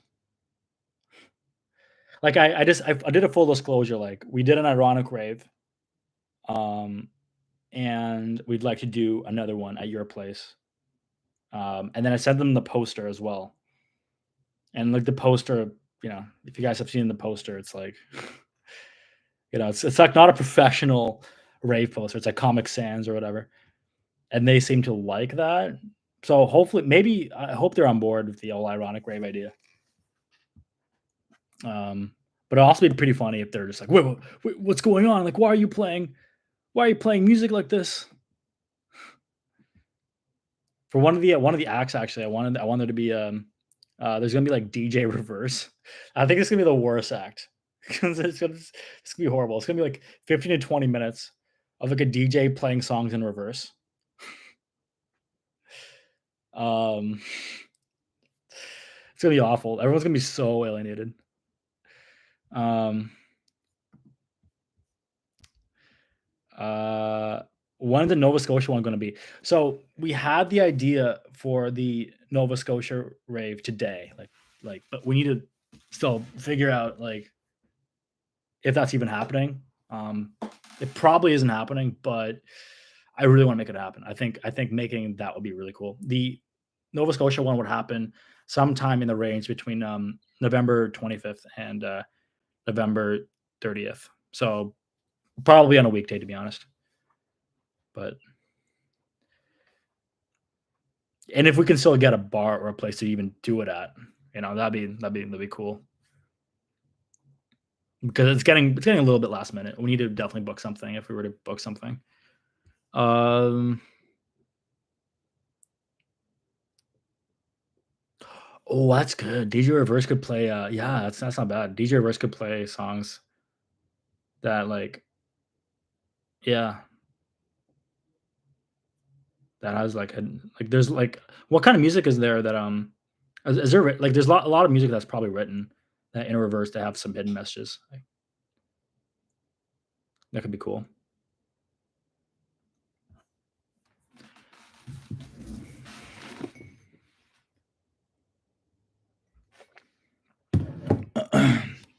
DJ Def. Yeah. Damn. Yeah. That's good. That's good. DJ Def. Because in the list I actually have DJ Mute. I feel like I'm giving away the entire Ironic Rave, but like DJ Mute will basically be like the intermission. So DJ Mute will basically be like this DJ is gonna be like he's gonna be like really like active and really um really he's like this like professional performer. He's like he's like jumping on the table. He's like screaming on the mic, except you just can't hear anything. He's like just mouthing all the words. There's no music. DJ Def is pretty good.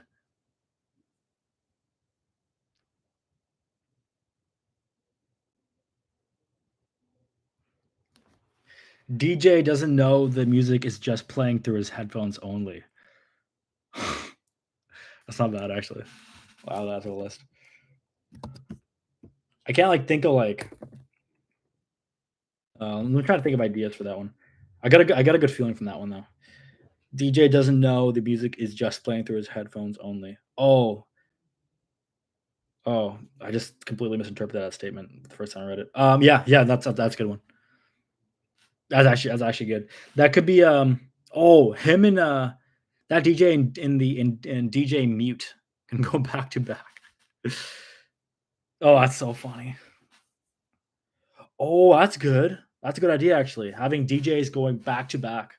They're like a different. They're each of them are like an ironic style, and then you can see how their ironic styles get intertwined. That's a good one actually. I'm gonna add that. Um, like an encore of DJs near the end could be cool. Yeah, I think that's good. Encore of DJs.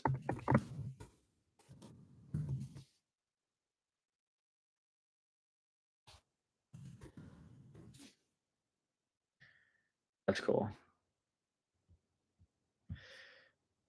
Yeah, I'm super excited for this. Super excited to see all these all my friends in Toronto and do this thing and see how people react at this rave and hopefully people have a fun time. I'm excited. I'm excited for next week. It's like honestly, I was like pretty anxious about it for a while, and there's still a ton to do for the rave. But like there's a certain point where you actually get like close-ish to the rave, where you start feeling good about it, and I feel like or feel good about something that you've had like some anxiety about, like whether it's performance anxiety or whatever. Um, and I just feel good about it at the moment. I feel like it's gonna be a really good time.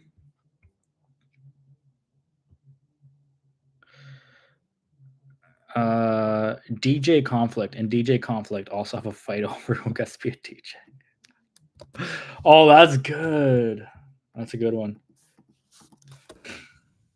They're both named DJ Conflict. Oh, that's good. They're just both wearing the same thing. They both expected to. That's really good.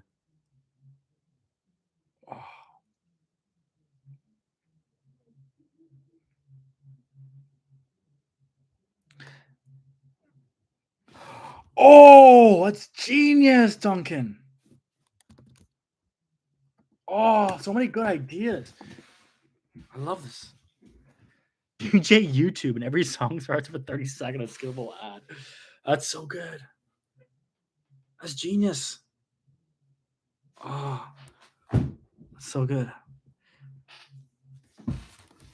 Oh, damn. Yeah, that's Okay, that one's definitely going in.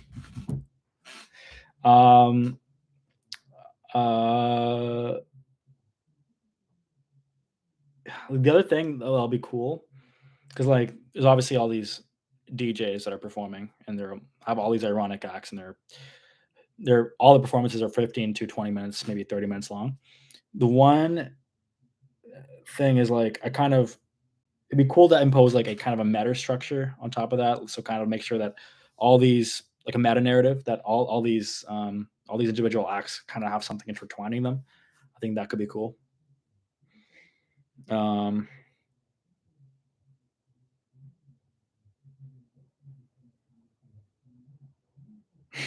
a DJ. They're not actually a DJ, but that's just their name. That's good. There's some guys like, oh, how do you DJ? Like, oh, I'm not actually a DJ. Like, I heard you guys needed DJs, but my name is actually just DJ. Have DJ YouTube try restart the song, but just plays a different ad like 7 times. Yeah, no, DJ YouTube is honestly like DJ YouTube is a money maker right there.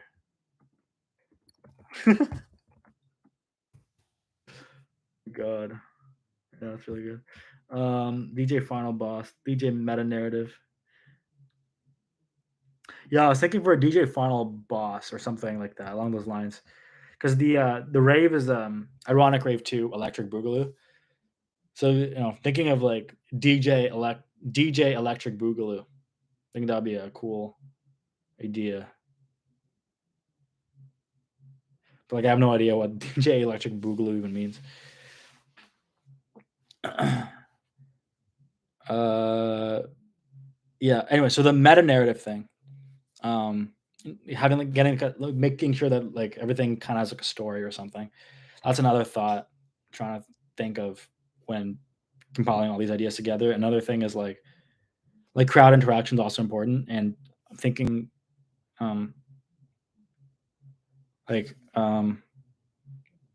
I'm not sure like we're thinking of ways to or to try to like make sure that the crowd interacts more like and make sure they have more things to do. Like last time we handed out like broken glow sticks. That was pretty fun. But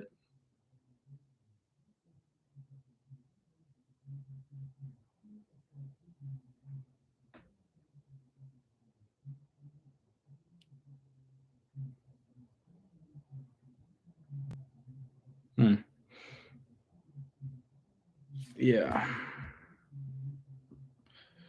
Oh, I really like the crowd interaction thing. Yeah, yeah. I'm just thinking about that right now. Like, there's just like oh,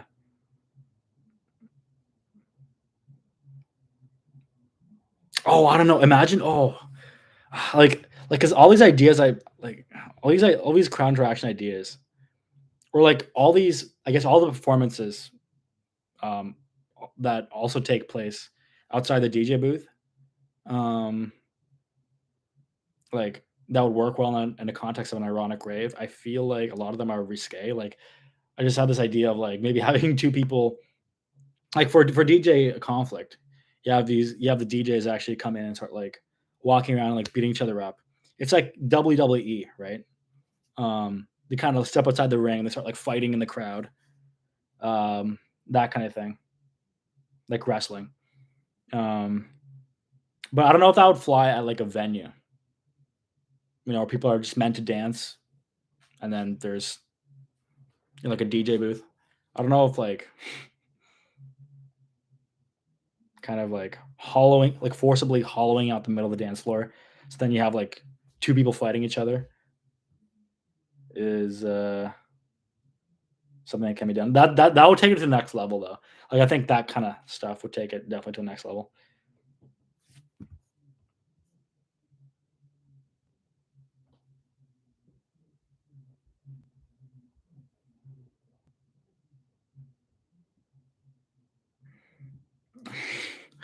DJ Nicotine gives out nicotine. Literally just a horseshoe podcast. DJ Nicotine. It's not bad. Oh, actually, that's a good idea.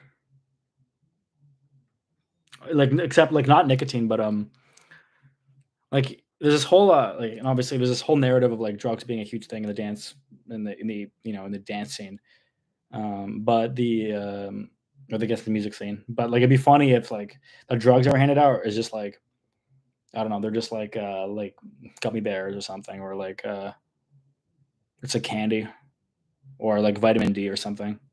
Like, "Oh, eat this. This is a multivitamin. If you're staying up all night and you're planning on getting a drink, make sure you take your multivitamin so that your brain recovers more quickly."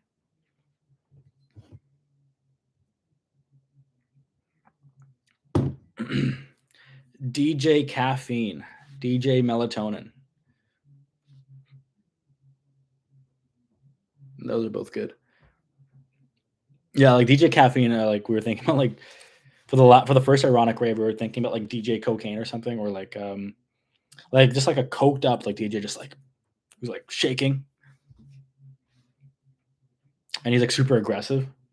That's also not bad. Like I'll write that down, but like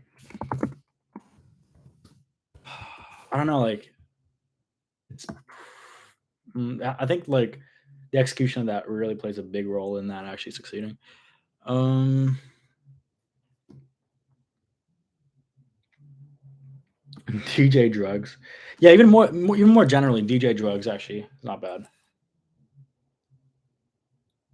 So instead of DJ cocaine or DJ caffeine, like kind of expanding that to use the umbrella term.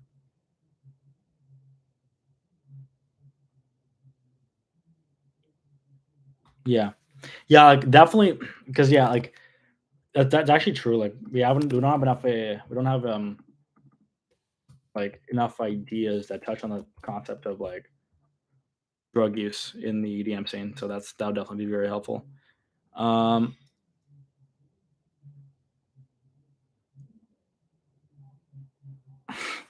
DJ last minute sub going through the crowd in previous act, pleading with people to take their place because they have another thing on, and they're just at the bar if someone agrees. I can kind of see that. I'm copy pasting all these ideas, by the way, guys, into like a notebook.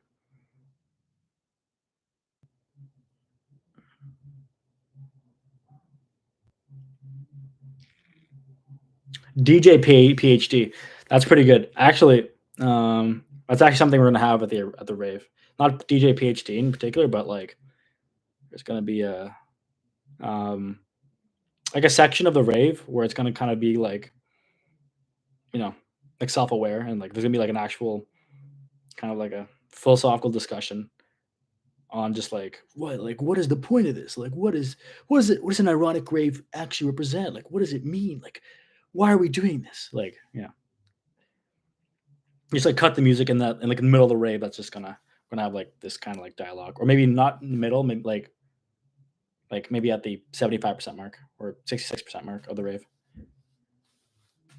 There was a philosopher named Timothy Morton who was an interview who was in an interview. The anxious nerdy interview started out by saying that Morton went to raves.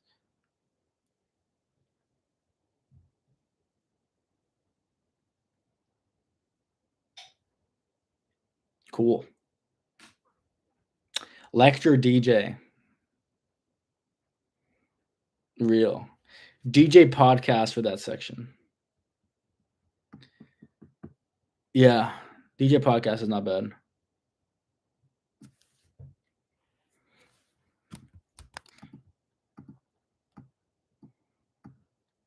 Yeah, because there's no name for that right now, actually. So that could be good. Oh, hello, Xidia. Xidaya. Oh, that's good. DJ does not speak English. Oh my god, if we had like a DJ, yeah. Oh, that's not bad actually. Not quite, yeah, like does not speak English. Not quite like just Quebecois, but like a DJ that's like from like this weird like this culture that no one knows of. Like an island in the in the middle of the ocean, no one speaks a foreign language that no one understands, and the music is totally alien, and they just play that music. It's not bad. I think that one's pretty good.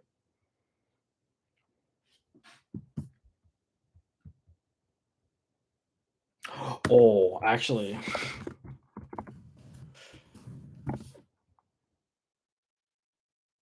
we have like a post. We can have a post-ironic DJ. I was thinking maybe like DJ wrong audience. So he's just a DJ that just plays regular music, not knowing he's at an ironic rave. So it's genius. I think that'll be a good break from just like the just like the nightmare that's gonna be happening for the most part. It's gonna be like DJ reverse or DJ and DJ cocaine. Yeah, that's pretty good.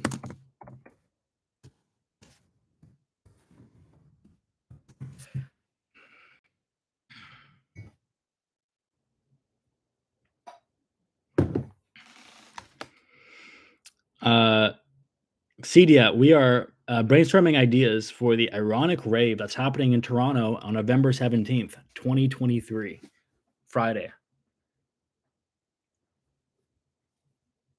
Toronto, Canada.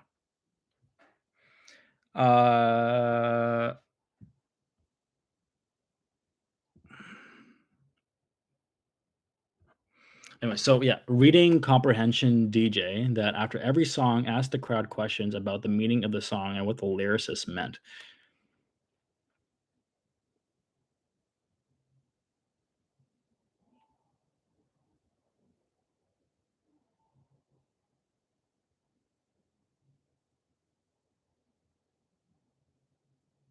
Yeah, that one's really good. Yeah, yeah, no, I'm liking that one.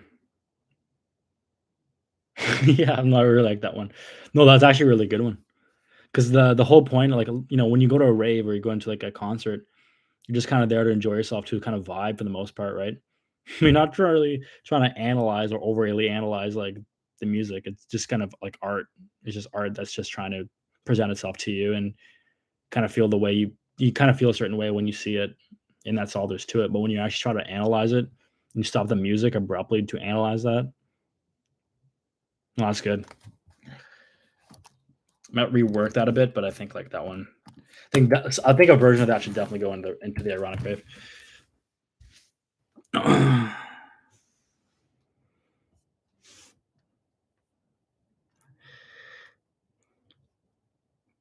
And then we get a mysterious Eastern European DJ. Nice. It's kind of specific. DJ Paraha, DJ West Asia, DJ Latin, DJ Pre-Modernism, D's J. That's pretty good. DJ Zizek, DJ Donkey Kong only plays Donkey Kong game themes.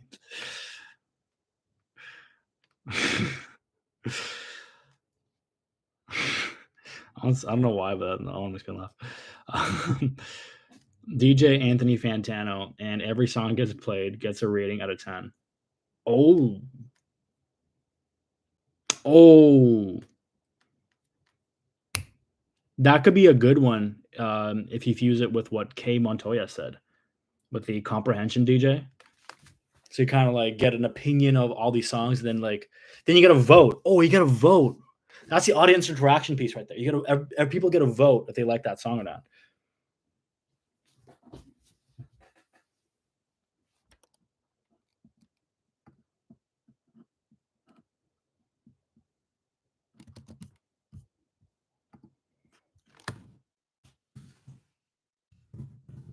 Yeah, this is really good.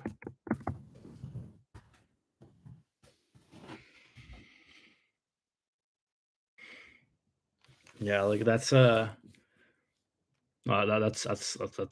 a really good idea right there.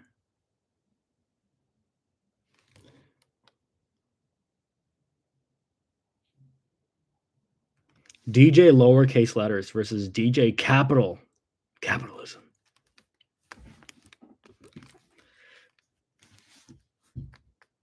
My face won capitalism. DJ Democracy. DJ lowercase is communist, mayhaps. Yeah.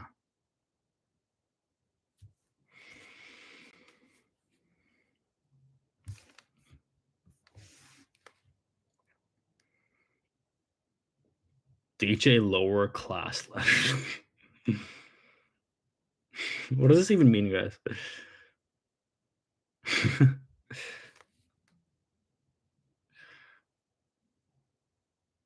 I'm just trying to conceptualize that. Like my brain's just trying to process that. Like, what does that mean? Like, I don't know if I know what that means.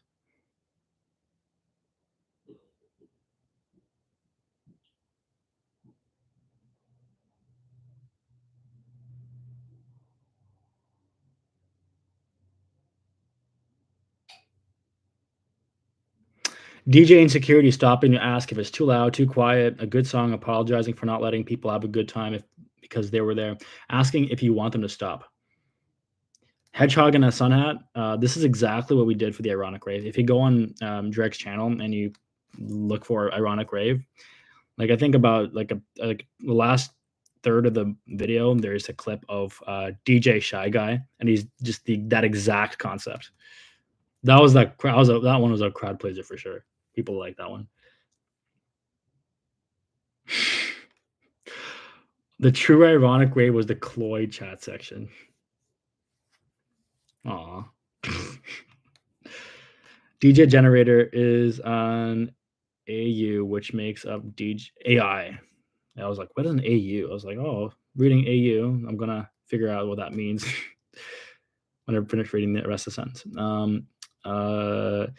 DJ BPD that starts blowing up at audience members intermittently.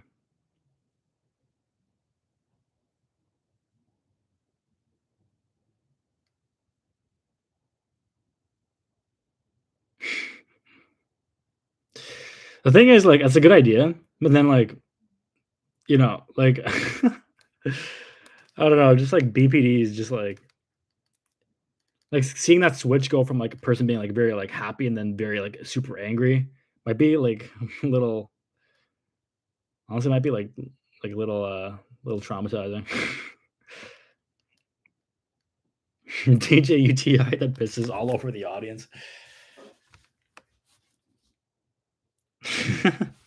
That's too much audience interaction. Or is that just enough? DJ TNT and DJ BPD are a team. What's DJ TNT? Oh, bomb. Yes. Damn it.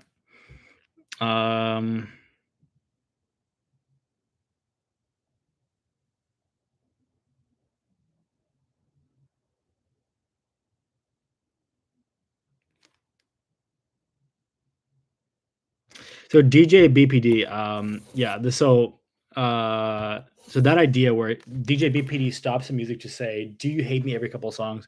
I for the last ironic rave, I dressed up as like DJ Depression, and then like I was basically just like saying that the whole time.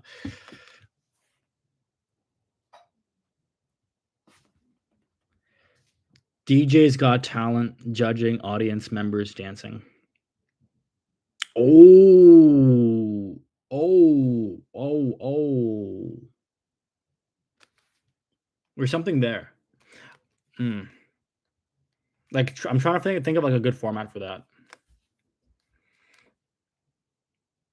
Oh no, but that's good. No, that's really good. Yeah, that one's good. I'm okay. Yeah, definitely want to use that one, guys. There's so many ideas.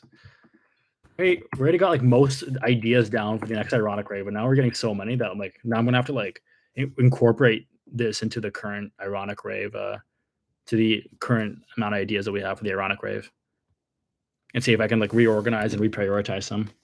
This is really epic.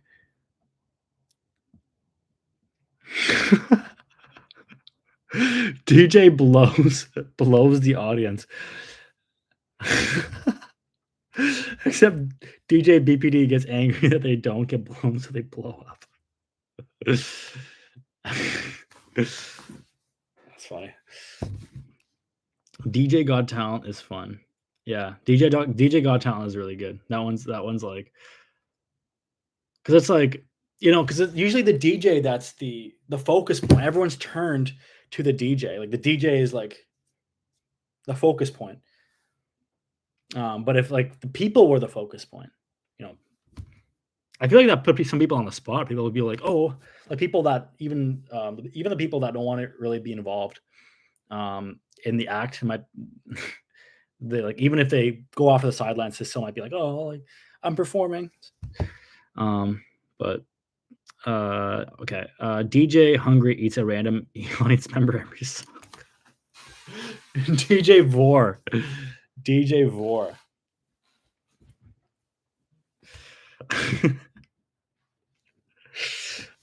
I'm gonna eat you. Ah, just eats. No, that's really good. DJ Got Milk.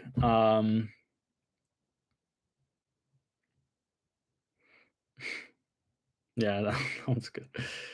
DJ JD from Heather's. What's DJ JD from Heather's? I feel like this is a very oh hmm, I have no idea what that means. But I was thinking just for a second, I was thinking like it would be funny if there's like a DJ, something very, very specific and niche, like an inside joke or something that no one understood.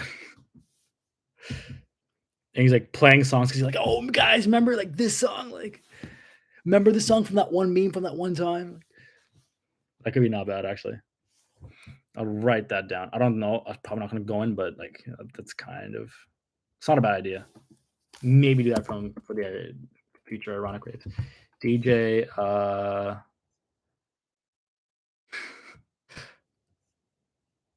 Okay, I'm just gonna write. I'm just gonna write the DJ Hungry one down as a meme in my, in my notes. That'd be really funny. Um,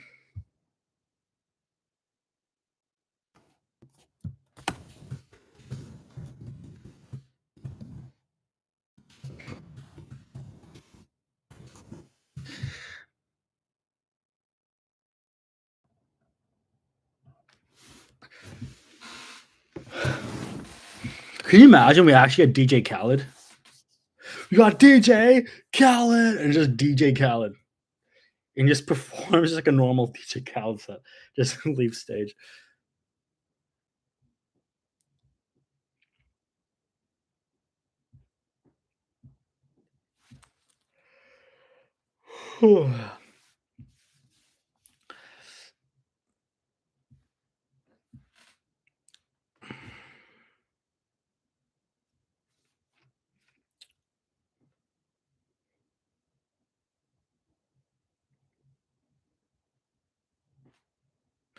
Gotta watch the Heathers. I wish I could like. Wish I set up the stream to like share my screen. Like I could, but I didn't realize like the stream was gonna be as fun as it became. So okay, next time I'm gonna share my screen, and then we can go watch some JD from Heather's musical clips.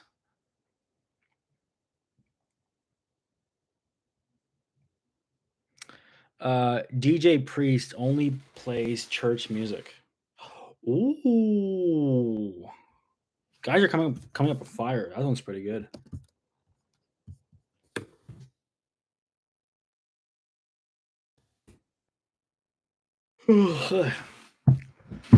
Oh, I'm yawning. It's been a super long day.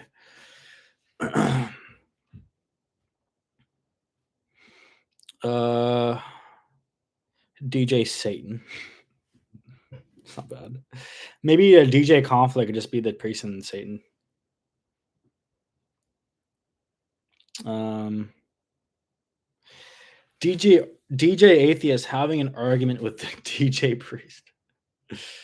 That's pretty good. My only issue with those like is like deviating to the topic of religion isn't really kind of like why would we like going from a rave to a kind of religion topic might be a bit too much of a stretch for an ironic rave. But if it's like if the DJ priest and like what kind of actually like just to generalize those ideas would be funnier, I think. Like um Uh, or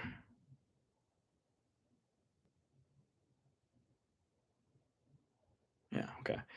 Um,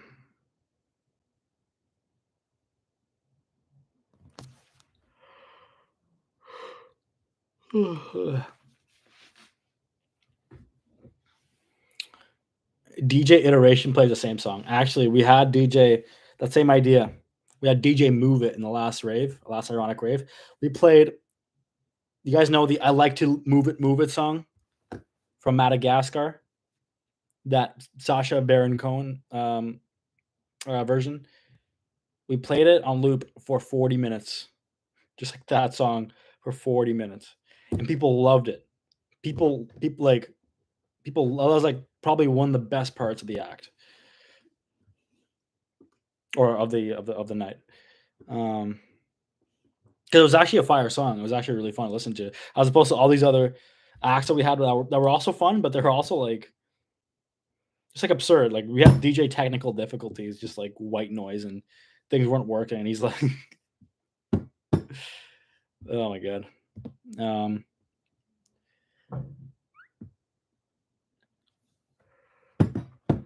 the Turkish cover of Yesterday. It's so good. Yesterday. What's the Turkish artist that covered it called?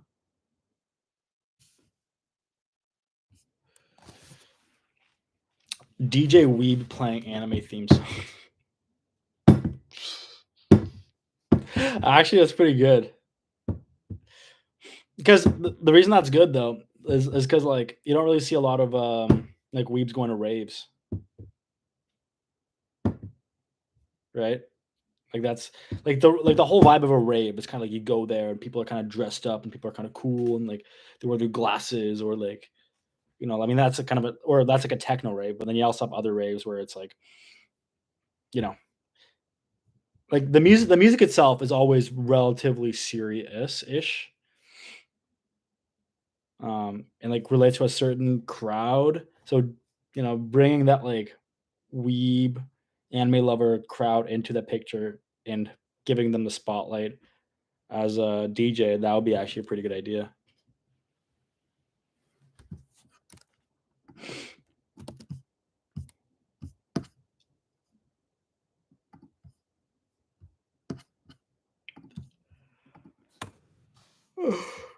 Ugh, so yawning so much. Crazy.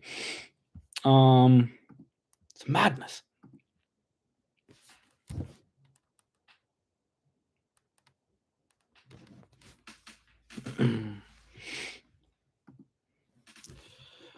uh DJ podcast just plays podcasts over the DJ stuff. Yeah, we had DJ talks a lot. And Greg was basically doing that. He was basically talking over the music. Um currently it is 8:49 p.m. in Ottawa, Ontario, Canada, Earth. It's not that late, but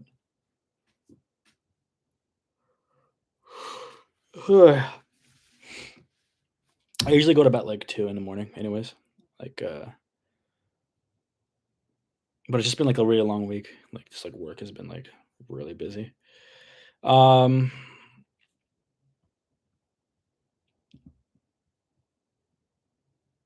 DJ Bribe. Oh, DJ Bribe. Oh, it's not bad. DJ Bribe. Oh, that one's good. Yeah, if you guys watched that one video, there's I think it's a Lonely Islands video. It came out maybe like 7, 8 years ago, or maybe even longer, 10 years ago when DJing kind of blew up on the scene. And they had a video of them like playing like a song that was basically like half of it was just build up.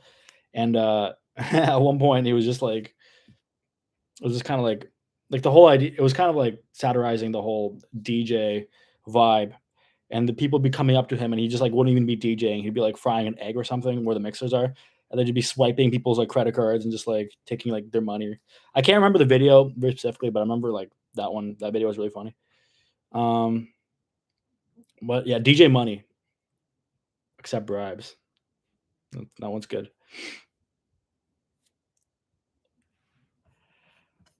Ugh. Okay, I'm yawning way too much, guys. I might end the stream in a little bit. I haven't eaten that much today either, so might go chomp on something. DJ Food is just eating food, and you can hear the chewing. DJ ASMR.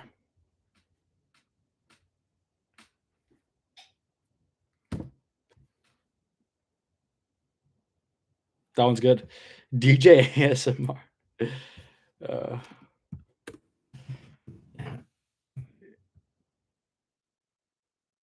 he makes a mess too. I don't know if I don't know if the club owners would love that.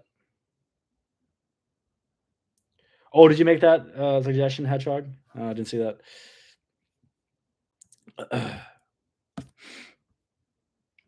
um.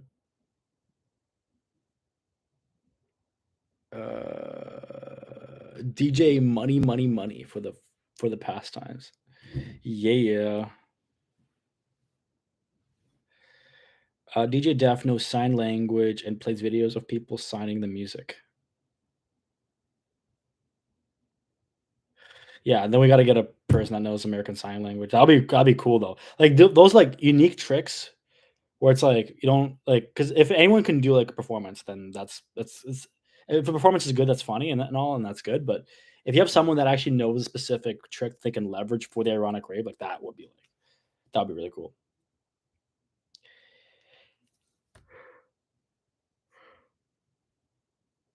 Okay, all right. Oh, it's just too many good ideas. Okay, I'm gonna leave this. Like you guys are gonna be able to comment on this video after I end the stream. So if you guys have any other ideas, put them down there. I'm gonna look over every single one of them. And yeah, they could potentially be in the ironic rave too. So uh, I like plain old DJ Dead, who's just dead. DJ Dead, that one's really good. Okay. Uh,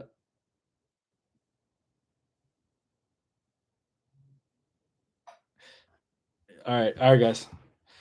Super fun, super good suggestions. I've said this in the summer because I remember every single time I have a stream, I have a really good time. I'm like always just having a blast. And then like I'm always like, hey, I'm gonna do these streams once a week, and then like I just don't do a stream for like 3 months. Kind of want to change that. I want to. It'd be cool to like do a stream like once a week or something. So I might start doing that. Just like a short stream once a week might be cool. But yeah, this has been great. Thanks for your suggestions, guys. Um, so yeah. Oh, yeah. Other things. The channel. It says it's not gonna be a dead channel any longer soon. I'm gonna release a video. I'm trying to take my time because I've honestly been like in up until like today. I've basically been in fight or flight mode for the past 3 weeks of all the stuff I have to do. Just been like working a lot, and I've been working on this other application, and I have like the ironic rave to plan, and I've a lot of other stuff that's going on in my life. So I've just been like constantly just doing stuff. But yeah, there's gonna be a video coming out hopefully in 2 weeks for an app that I've written, and hope you guys look forward to that. And yeah, I'll try to stream more often. And yeah, anyways, good stream. Peace out, guys. Bye.